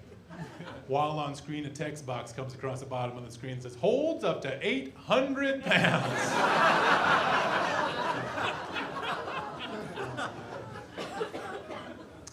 I flew recently. Another way to say that is I ruined a guy's trip to Denver.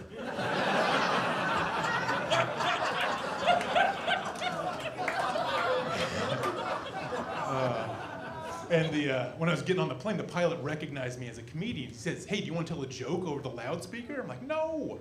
That's the last place I want to bomb. And he says, come on, you got to know something. You got to know something. I'm like, all right, I learned this one joke from a 4th grader. All right, I'm Jake. See you later.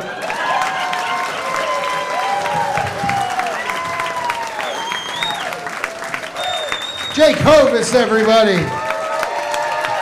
2 more. Big energy, big energy. Cody Walker, everybody. Hey, all right. Hey guys, before we begin, I would like to take a quick moment of silence for Frisch's. They shut down our biggest boys. Frisch's gave my whole family diabetes. That's my culture they shut down. I can't believe it. I can't believe they shut down the one restaurant that separated their smoking section with a salad bar. Who could have seen that coming? For years I thought I liked salad. Turns out I just like the taste of Marlboro Red. Shutting them down. They're shutting them down. I'm a broke guy? Any other broke people? Yeah. I knew this room wasn't filled with people from Montgomery. I saw you coming in. No, man, I realize I don't need a lot of money to be happy. I don't. I just want enough money to where I don't get another insufficient funds notice at another bachelor party in Gatlinburg. That's my financial plan. It sucks being the broke guy at the bachelor party because everybody knows you're the broke guy at the bachelor party because we all do the same thing. We all do the same thing. We just pitch the free version of what's ever on the itinerary. The best man will come in. It's the same thing at every bachelor party. The best man will come in and be like, all right, the first thing we're doing today, we're doing ATVs into the mountains, only $200 a person.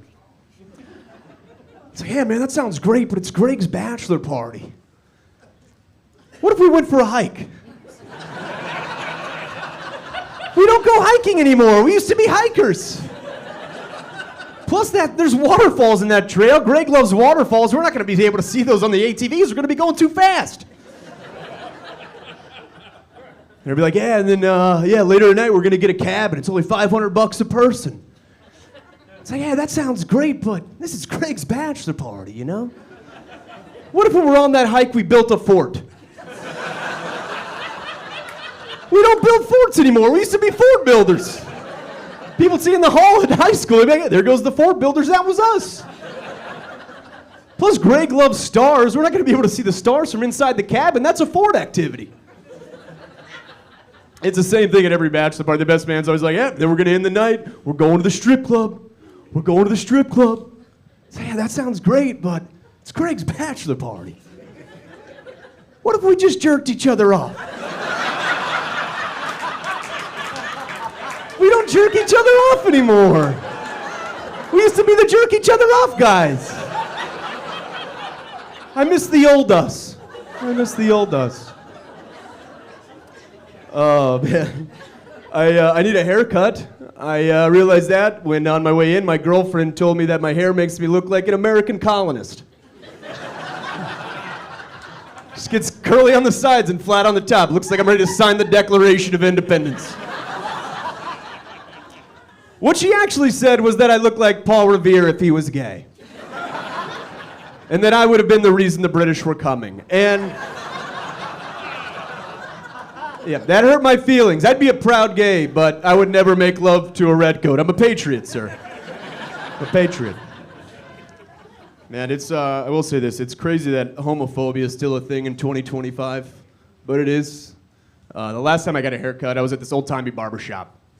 And a few stools down, I could hear this guy going on like one of these like kids these days rants, you know. He's just like, man, I just don't understand this generation. Everybody's gay. I don't understand the pronouns, the LGBTQ. I don't get it and I don't like it. I was like, oh, well, this is about to be the worst haircut I've ever gotten.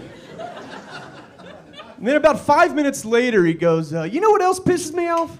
Kids in school ain't learning cursive no more. And I was like, you mean the gayest type of writing? I don't think you'd be mad at both of those things. I don't think you can be like, man, I just don't understand two men loving one another so much that they'll kiss each other in public. And also, I miss when words were squiggly and cute. That's a confused guy.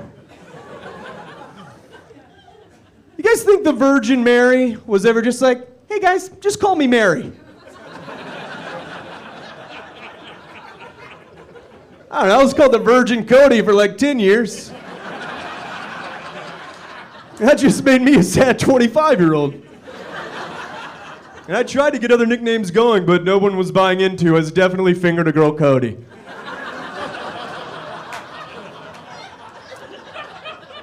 I think it was too many syllables or something. Oh man. I think two things can be true. I think the internet is probably a bad thing. We thought it was going to be good. I think it's probably a bad thing. It's made the news weird. Social media makes us envious of people we don't need to be envious of. It's probably bad. I think that's true. I think it's also true that nothing makes me happier than a YouTube video of a fast food worker beating up a customer. That is my favorite shit.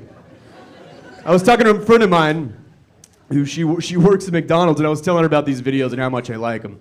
And she goes, you know, they actually let us fight them now. I was like, tell me everything. She goes, in my interview, this is a true story, in my interview, they sat her down, they go, hey, there's probably gonna come a time where you're gonna have to fight a customer. And if that happens, don't worry, we've got a process for that now. All that we ask is that you take off anything with a logo on it, clock out, and just take it out to the parking lot.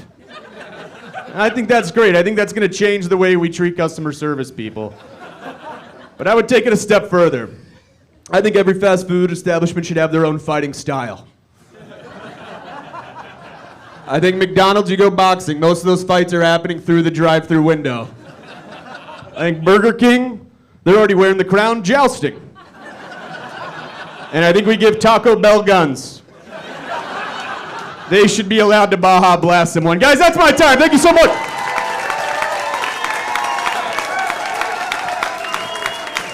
Cody Walker, everybody! All right, big energy for your final semi-pro. Harrison Butler!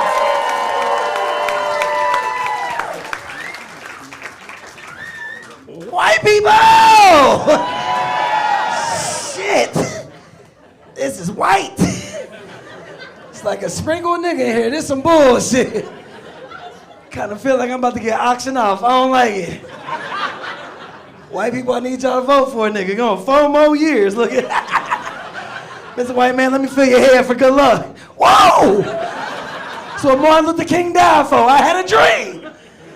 This is amazing. I love fucking with white people, man. Y'all a good time. I love going out with y'all. It's tricky with y'all because I thought it was a joke. We gonna get fucked up. Whoa! Y'all really do that shit. Y'all do that well.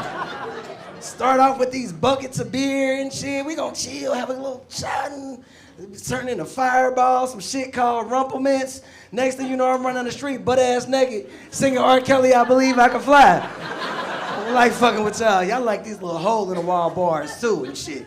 And they got cheap drinks, I swear, but I don't know what it is. And white people close like that, my allergies start going crazy, and I started learning when white people go like this, that don't mean y'all got allergies, too.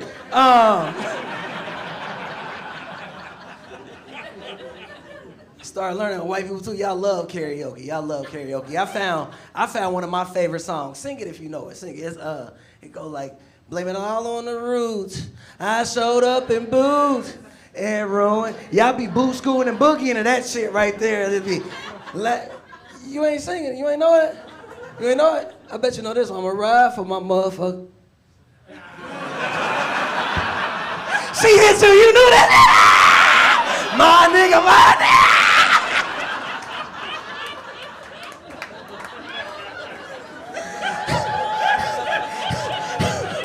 You invited to the cookout, dog. Don't bring nothing, show up. It's good. I'm working on myself. I'm trying to get my life together, man. I just recently found out that I was broke. And, okay, fuck y'all. You ain't have to laugh that hard, okay? Because Montgomery, there's some rude-ass homeless people out here. I'm just going to tell you that right now. I seen a super crackhead. He was just out there homeless, just with a sign saying anything will happen, and he's just shaking and shit. I'm like, I know he about to ask me for some money. I'm looking in the car for shit. I ain't got nothing. Nigga knock on the door like, I know you see me, bitch. I'm like, okay, Ran the red light, hurried up. I had to get some gas, stop at the gas station. This crackhead was there. I'm like, damn, this nigga is amazing. I go in and I try to put a little 5 on 10, and okay, fuck you. You ain't have to laugh at that either. Y'all act like y'all ain't never had to put 5 on 10. Don't judge me. Don't judge me. I went and I put my little 5 on 10. He's still out there just shaking, and I just know he about to ask me for some money. But before I could even say no, he just looked me up and down and was like, no. Like, bitch, okay, like, nah. Like, nah. You ain't just about to nah me, like, I'm just that broke. And there was a white lady like, you don't talk to him like that. He's a human. I'm like, you shut up, bitch. And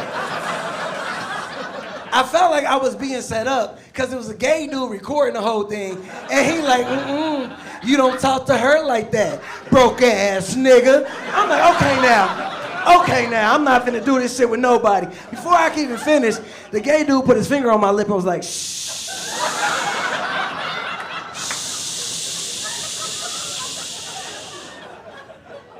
You say another word, I'm gonna fuck you.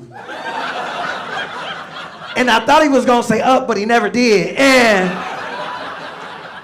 I just left the kiss his finger. He's like, I win. I'm like, bitch, listen. We ain't doing this. He talking about, bye, Kyrie. I'm like, man, my name is Harrison. He's talking about, You remind me of Kyrie Irving. So what about me make you think I'm Kyrie Irving? He talking about, It just looked like you good with dribbling balls. I'm like, okay now, motherfucker.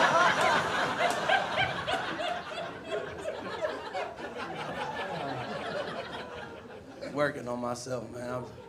Bengals is back right now. I'm so happy the fucking Bengals back right now. Joe Burrow done changed my life. Like, my girlfriend was mad as hell. We got Joe Burrow. I'm like, oh, Joe Burrow! You go, Joe! She's like, nigga, is you gay? I'm like, maybe, I don't know.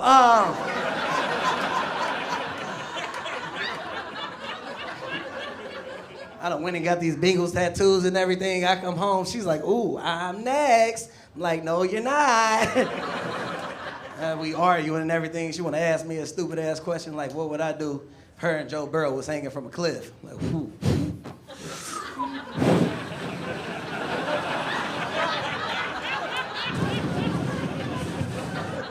Bye, bitch, you gotta go. You gotta go. We need this Super Bowl. Cause she don't understand, like Joe Burrow done changed my life. He done made me start believing in things and shit. I'm like, you know what, maybe Santa Claus is real, you know? Like maybe I can fly, you know, I don't know. Maybe my dad will come back, I don't know. My dad, he the hide-and-go-seek champ, and I said this time I was gonna go white, and I feel like I picked a good room because I see a lot of good candidates right now. And I just wanna try something real quick. Mr. White Man with the white hat on, you look like you got your shit together. You want to adopt a nigga? If you say no in front of all these people, you racist. So, what's the name, man? Jason? Yeah. I don't know if I believe that, Jason. Spell it. You ain't say nothing, nigga. Okay, you trying to kidnap me?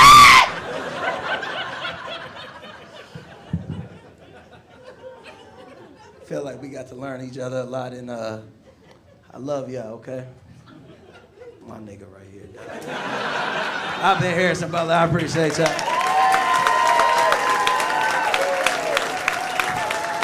Harrison Butler, everybody!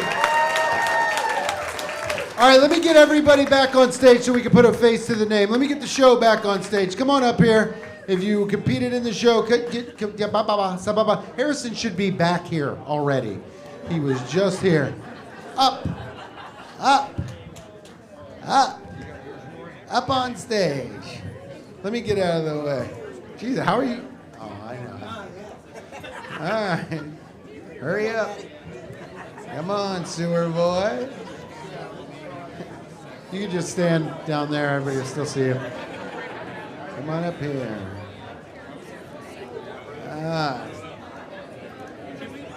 Okay. Once I call your sexual name, everybody give him a round of applause and we'll clap him off stage. Okay, is that everybody? Jesus. All right, Nathan Alexander, one more time. Greg Olsen. Tyson Coulson.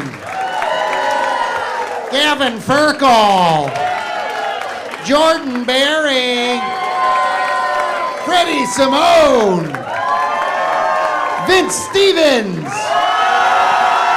Jordane Edmonson. If those are your amateurs, you're going to vote for 3 of them, and only 3, not 4, not 2, not 1, 3. Now for your semi-pros, also 3, not 2, not 1, but 3. Let's get real loud for Tony Cruz. Semi-pro Andrew Pinnell. Nick Hickden. Cody Hughes. Ian Squids. Jake Hovis. Cody Walker. Harrison Butler. All right, right, now we're going to bring the lights up. No, it's not over. We got people with buckets. Some of them look like they should be carrying a bucket. You'll see them. And they're going to walk around. You're going to put your little sexual votes in there. Remember, it's 3 amateurs and 3 semi-pros. It's not fucking 2. It's 3. It's not 1. It's 3. How many is it? 3. Thank you. No, fuckface, it's 3. All right, let's see. Ladies and gentlemen, when we're done voting, please hold your vote in the air. Oh yeah, if you need to vote, please put your vote slips in the air and let one of the bucket people walk around. You'll see them. Some of them look like it. Hold your votes up if you haven't dropped them in the bucket yet. There we go. Got somebody down here. Have you guys voted? Dropped your votes? Votes? Votes? Hold it up, hold it up, hold it up. Hey, Max, we got somebody over here. Hey, Max, we got somebody over here. You fucking run. You hear me? Good job. Everybody over here good? How about the people in the back? Have you voted? People in the back. How about the people in the back over here? You vote?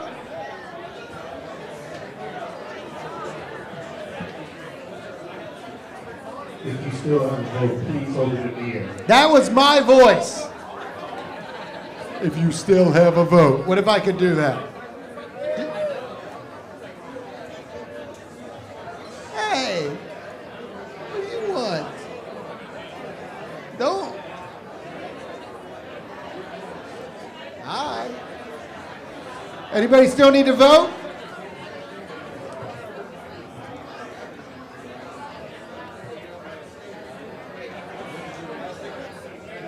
Anybody still need to vote? Everybody good. Hold your, okay. All right, fuck it. All right, bye-bye. Hey, everybody. Let's calm down. We still got to vote. Maybe I'll tell a joke. How about that?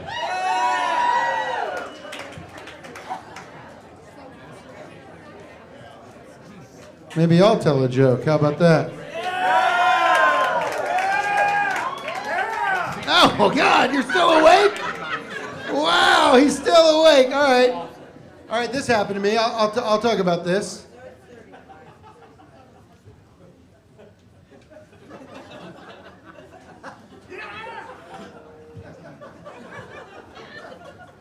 Look at her. Look at this shit. Look at this fucking shit.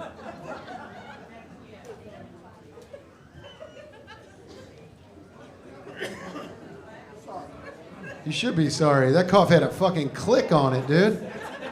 Don't sit up front and be like, behind me. Is it COVID? You fucking hack. I took a road trip with my girlfriend. I know I'm wearing a pink suit. I took a road trip with my girlfriend. This is how much I like my girlfriend, right? I love her, right? This is what happened. I took a little road trip with her, and she goes, just apropos of nothing. Good word. Apropos of nothing, my girl goes, Babe, I bet if I was a guy, I'd have a little penis. And I said, no, you wouldn't, baby. You'd have the biggest fucking dick of everybody alive. Your dick would tear me up. Your dick would tear me up, babe. You know, I was trying to tell her stuff I wanted her to say to me. You know what I mean? So I tried to get it back. I was like, I bet if I was a girl, I'd have a tight pussy. And she was like, no, you wouldn't, babe. No, you wouldn't. Is everybody done doing math over there in the dark? I mean, it was destroying you fucking people over there. Are you guys okay? You're like, what is 8% of $400? How about a big round of applause for our waitstaff? There's a lot of you. And just a few of them. It's Lisa, Jake, and Morgan. They got to do this shit in the dark, man. I mean, tip them good, dude. This is a hard job. All right, I'm going to bring up a very special headliner for you guys. Big energy. I need that energy one more time. You guys are going to love him. Get real loud for Dennis Piper, everybody.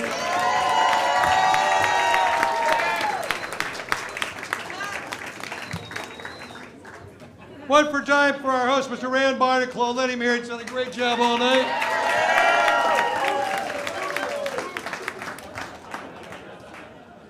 Real nice to be here closing the funniest person in Cincinnati contest finals. A contest I was in and lost 9 times.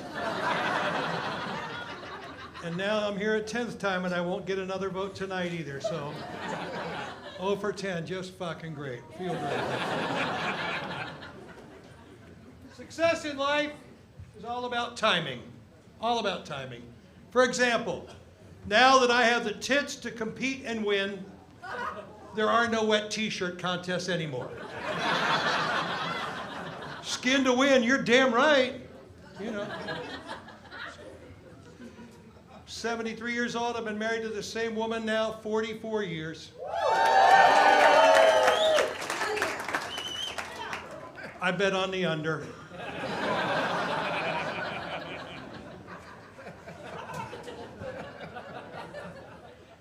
We just had a birthday party. My mother-in-law came to the party, drove her Chrysler because apparently it was too windy to bring the broom.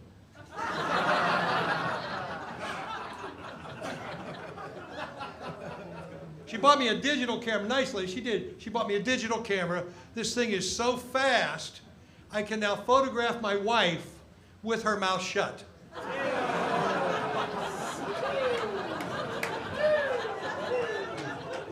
Yeah, there's no camera that fast. Yeah, I'm 73. I play pickleball. It's a law. You have to, I think. Nothing worse than playing pickleball with old people in the summer, man. You see more lines and wrinkles than you would do it in a year of origami. It is not pretty. And I get invited to older people's birthday parties. I just went to a guy's 95th birthday party, 95 years old. What the hell do you get somebody? I bought him a 3-pack of condoms.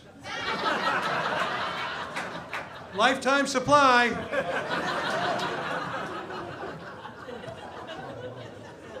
And then I started thinking pretty soon everything I buy is going to be a lifetime supply. For example, right now, Costco, you can buy 6 gallons of mayonnaise at one time. You know, unless we go back to having sex parties on the weekends, that could be a lifetime supply. Otherwise, it's just a good weekend. So what else is going on? What else is going on? I've been married for 44 years. I'm going bald, I admit that freely. Barbara says it's because she's always on my mind.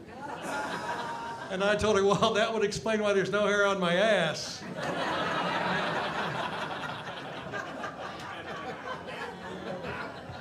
Woo, break time, work, work, work, work, work. Man, I got a really great day job right now. Great day job right now. I sell chicken wings at cockfights. Oh, you're damn right they're fresh. Well, sure, the bone is broken, but come on, who eats the bone? Not my old lady.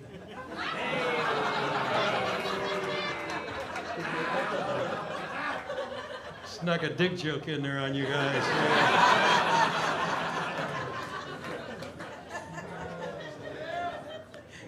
Brief public service announcement. The pot pies at Kroger's are bullshit. I ate 5 of them, didn't get a buzz at all. Unbelievable.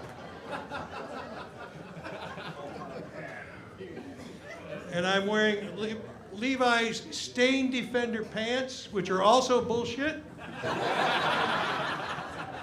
They stop the stains coming at you from the outside, which isn't really the problem for me. So I've taken to wearing Depends diapers. Nothing medically wrong with me, I'm just tremendously lazy. Thing is, I can now pee whenever I want.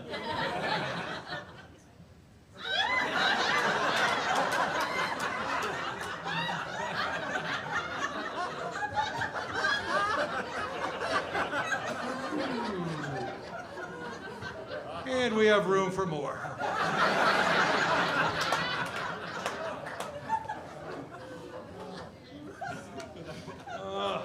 I got a really cool day job right now, I sure do. I sell life insurance policies to schizophrenics. I've only got 9 clients, but already this year I've sold 43 policies. I'm the beneficiary on 7 of them.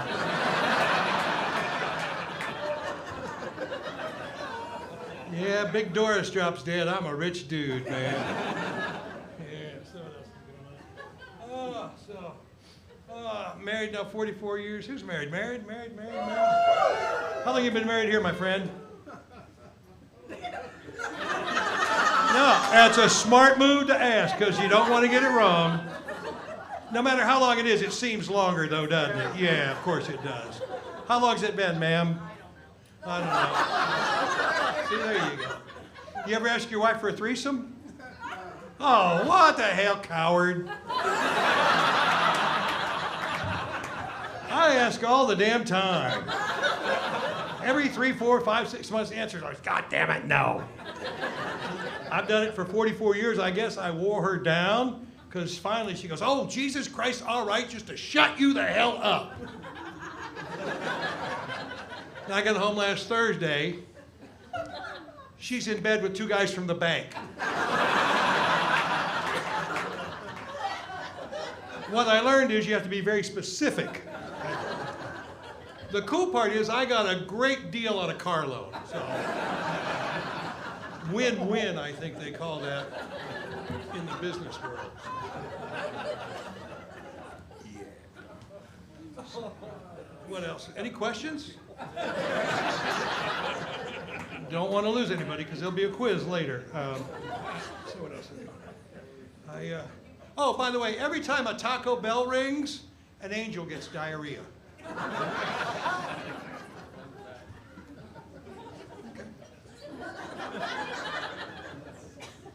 And you know, I live in Oxford, a small college town. I hit a possum on the way here.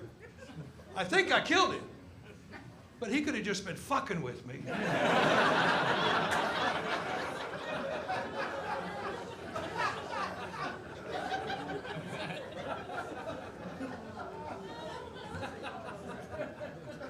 I found, living in Oxford, I found this out. A hog farmer told me this. The male pig, this is so interesting. The male pig, when it mates, has an 8-minute orgasm. 8 minutes! This makes Porky Pig a much more understandable and sympathetic character, doesn't it? I mean, come on. You'd stammer too if you shot your gun for 8 straight minutes. Well, yeah. That's not all. Hell, you got 7 more minutes to go.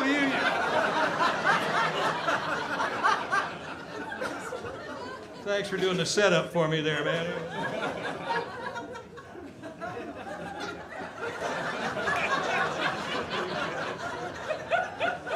Tell you what, man, take that $1 and buy a condom, all right? Get a ribbed one, wear it inside out so you get the extra pleasure.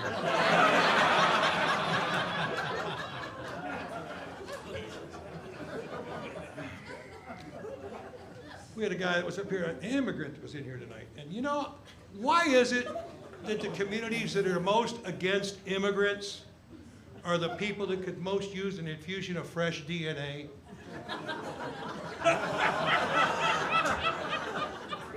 Are you listening to me, Middletown?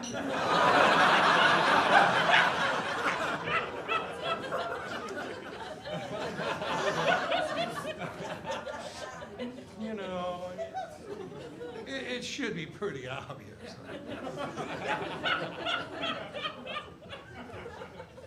That's a dollar laugh right there.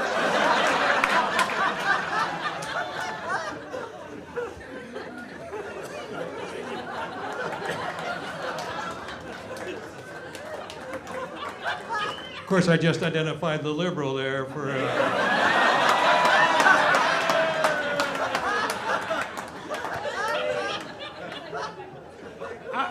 I travel a lot, and you know, I was recently in New York, and in New York they have a Little Italy and a Chinatown. They have this in Chicago as well, and in Cleveland, and they're bullshit. Because you go to Little Italy, and there's no tiny Vatican in the middle. Fuck, where's the Pope? No. You go to Chinatown, there's no goddamn wall anywhere. Oh, maybe they got a gate. Okay, fuck. But that's bullshit. It's not even a gate, it's a goddamn arch. Not a real dragon either. No terracotta soldiers, none of that bullshit. Just a few fucking restaurants and a massage parlor and a nail salon. Oh, fuck. And you've been to any Little Italy, it's the same thing. A half a dozen restaurants, a pizza parlor. Oh, maybe the fancy ones have a gelato store, which is just bullshit ice cream, by the way. And an Italian gift shop. Have you ever seen an Italian gift shop? It's fucking crap. It's everything you could think of with Cincinnati Reds or Bengals stuff on it, except with the Reds or Bengals logo, put a fucking Italian flag on it, and that's an Italian gift shop. And then add giant pictures of fucking Scarface on the wall. It's bullshit. And you know what? Europeans are much smarter, because in big cities in Europe, there's no little America or America town. Because fuck, they don't want that. Because what would it be? Well, it would be built around the McDonald's that's already there. It would be a strip mall, obviously, with a convenience store, a vape shop. What else? A pawn shop. And at the end of it, a big billboard that says, "Hell is real, y'all." And the people who work there would wear Daisy Dukes and wife beaters and all be 50 or 60 pounds overweight. Forget the vaguely What? legal gun store. A gun store? Vaguely legal. A vaguely legal gun store. It is in Europe. Nice try. Not as easy as we make it look, is it? All right. You guys bring the incel. That's nice of you. Okay. Okay. A gun shop. Maybe a gun shop would work. Yeah, a gun shop. We couldn't do it in Europe because they couldn't have legal. I see where you're going. Okay. All right. All right. I apologize for calling. You're not an incel. Serial killer, maybe, but. I don't know who's next. Future corpse, it's right there on her shirt. Her. Okay, well, I don't know how. Phil, how we doing, babe? I don't know. So, okay, we're gonna fuck around some more. Okay. Okay, I do one more thing before I get my ukulele out, because I have a lot of it there. Psychics over there got the joke already. I have two daughters. I should tell. My wife and I have two lovely daughters. We have a 39-year-old daughter named Valerie. I'm so proud of her. She teaches school, and she's got two wonderful kids. And then I have another daughter. She's 17 years old, and her name is Surprise.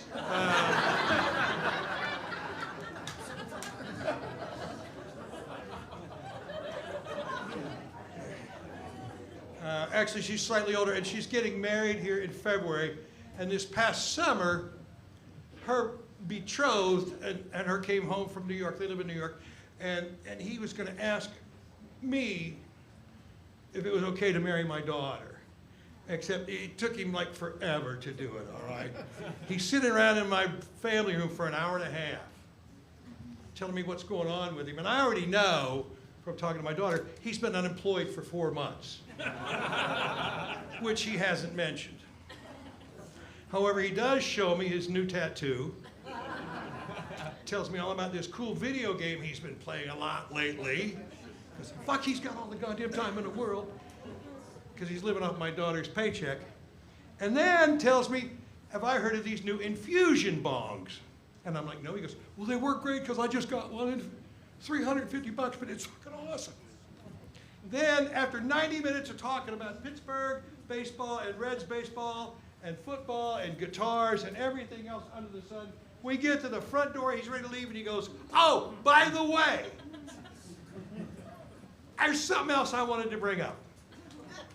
And he goes, I don't know if Haley's told you, but we've been talking about shopping for rings. I go, hasn't mentioned a word, dude. Just leave him fucking hanging there, you know.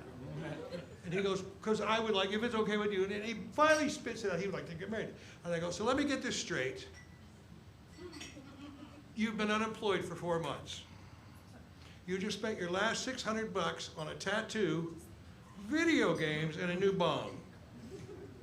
You recently tried to do stand-up comedy for the first time and failed at it miserably. You know, I never thought in my wildest dreams my daughter would find a loser as big as me.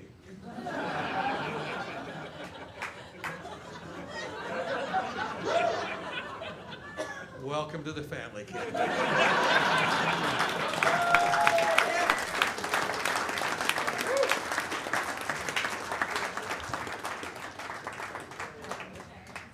All right, I'm going to bring my ukulele out. Thanks. I still owe the guy money for it. Actually, this is a Chip Ramsey ukulele. I'd like to hold it up so everybody can see it. It's a cigar box. Chip lives in northern Kentucky. Made this for me a few years back.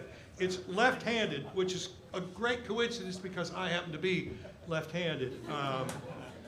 It's the only left-handed one he's ever made to date, and it's a work of art in addition to be a really fine musical instrument. And here's the cool part about this thing. My accountant told me this, that if I use it on stage in my act, I can write the entire cost of the ukulele off on my taxes. And I think that's about long enough.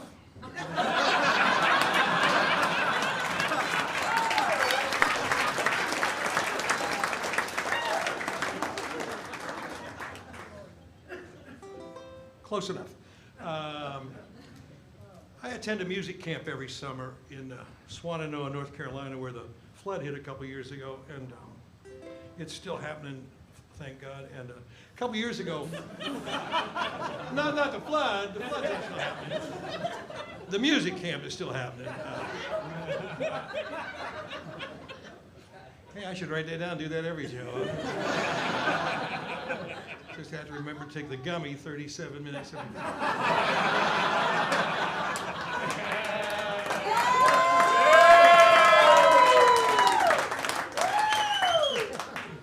Anyway,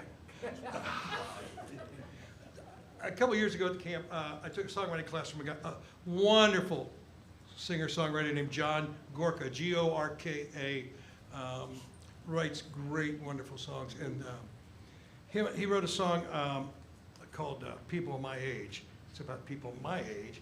And when I heard it, I said, man, that could be really hilarious. Can I take that and change a few words and do some other stuff with it?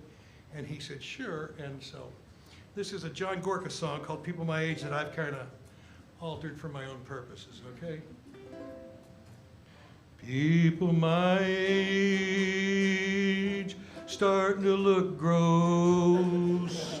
Can't say all, but I can say most.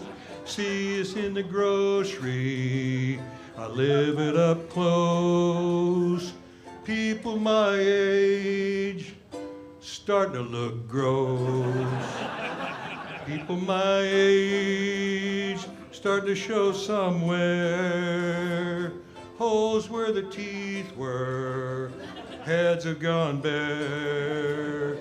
Brains are shrinking, faces sinking into fat. As for the mirror, we won't be looking into that. People my age, Start to look gross. Maybe not in Colorado or on that Silicon Coast, but here in Ohio, they're eating Gouda on toast. Add your biscuits and gravy, you're on the road to looking gross. People my age, looking overripe, having operations to tighten up what ain't tight. What gravity's ruined, we try to fix with a knife. What's pleasant in the darkness, it's damn scary in the light. People my age, starting to look gross. Can't say all, but I can say most. Like this guy singing, if he weren't wearing clothes, you'd cover your eyes and scream, my God, he's gross.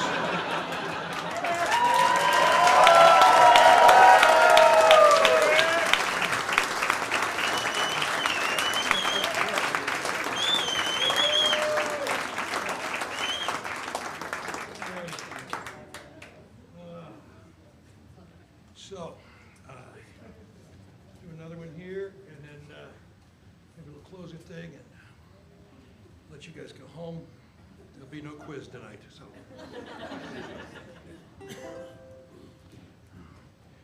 One of the songs for that, one of the assignments for John's class this past year was to write a song about your job. So, I wrote a song about my job. It's called These Are the Jokes.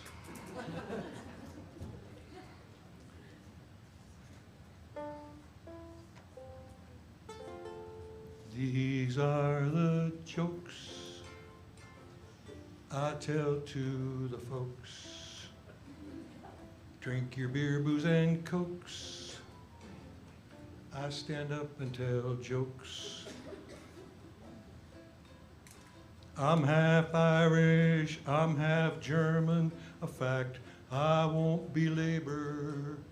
But that explains why I love to get drunk, steal artwork from my French neighbor.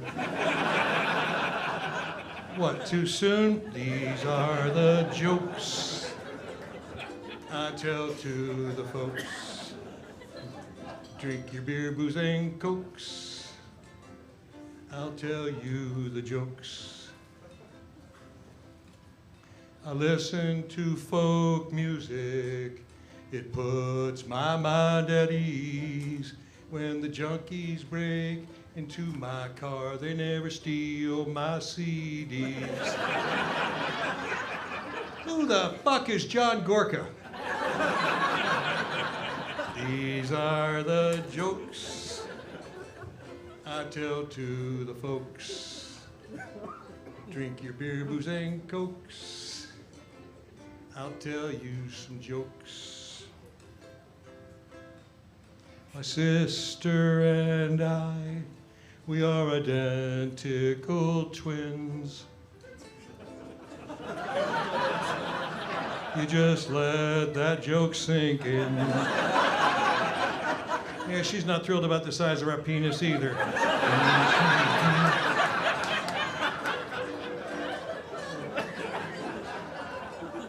These are the jokes I tell to the folks. Like to take a few tokes when I'm done with the jokes. I was in the Kroger store just the other morn. This guy said I looked familiar, and I said, you must watch porn. The old black and white stuff, you know, still when I had curly hair and all. I was a big star. These are the jokes. Big star. I tell to the folks. Harry Reams took second billing to me. I tell to the folks. Finish all of your drinks. Last call's already happened. I'm gonna wrap up now soon. Go out and fire up a big fatty.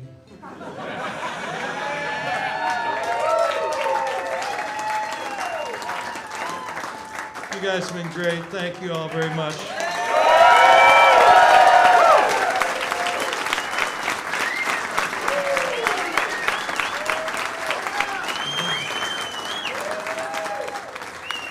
I'll do this till I croaks. Stand up, tell jokes. I'm Dennis Piper, that's my time.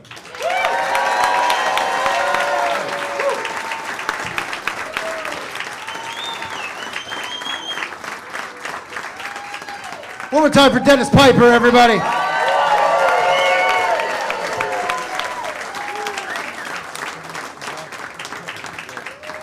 All right, let's find out who won this thing, huh?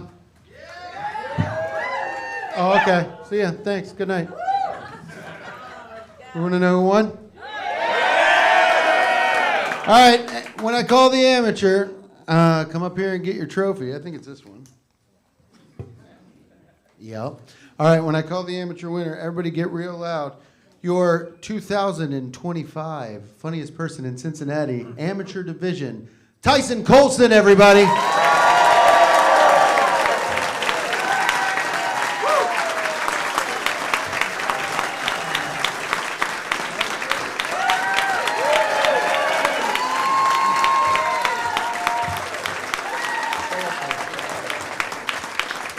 And the winner of the 2025 Semi-Pro Funniest Person in Cincinnati, ladies and gentlemen, get real loud for Cody Hughes, baby!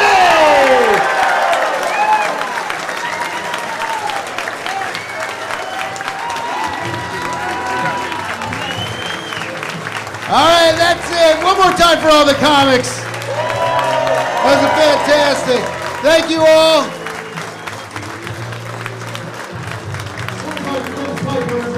One more time for Dennis Piper. Get home safe. Thank you, everybody.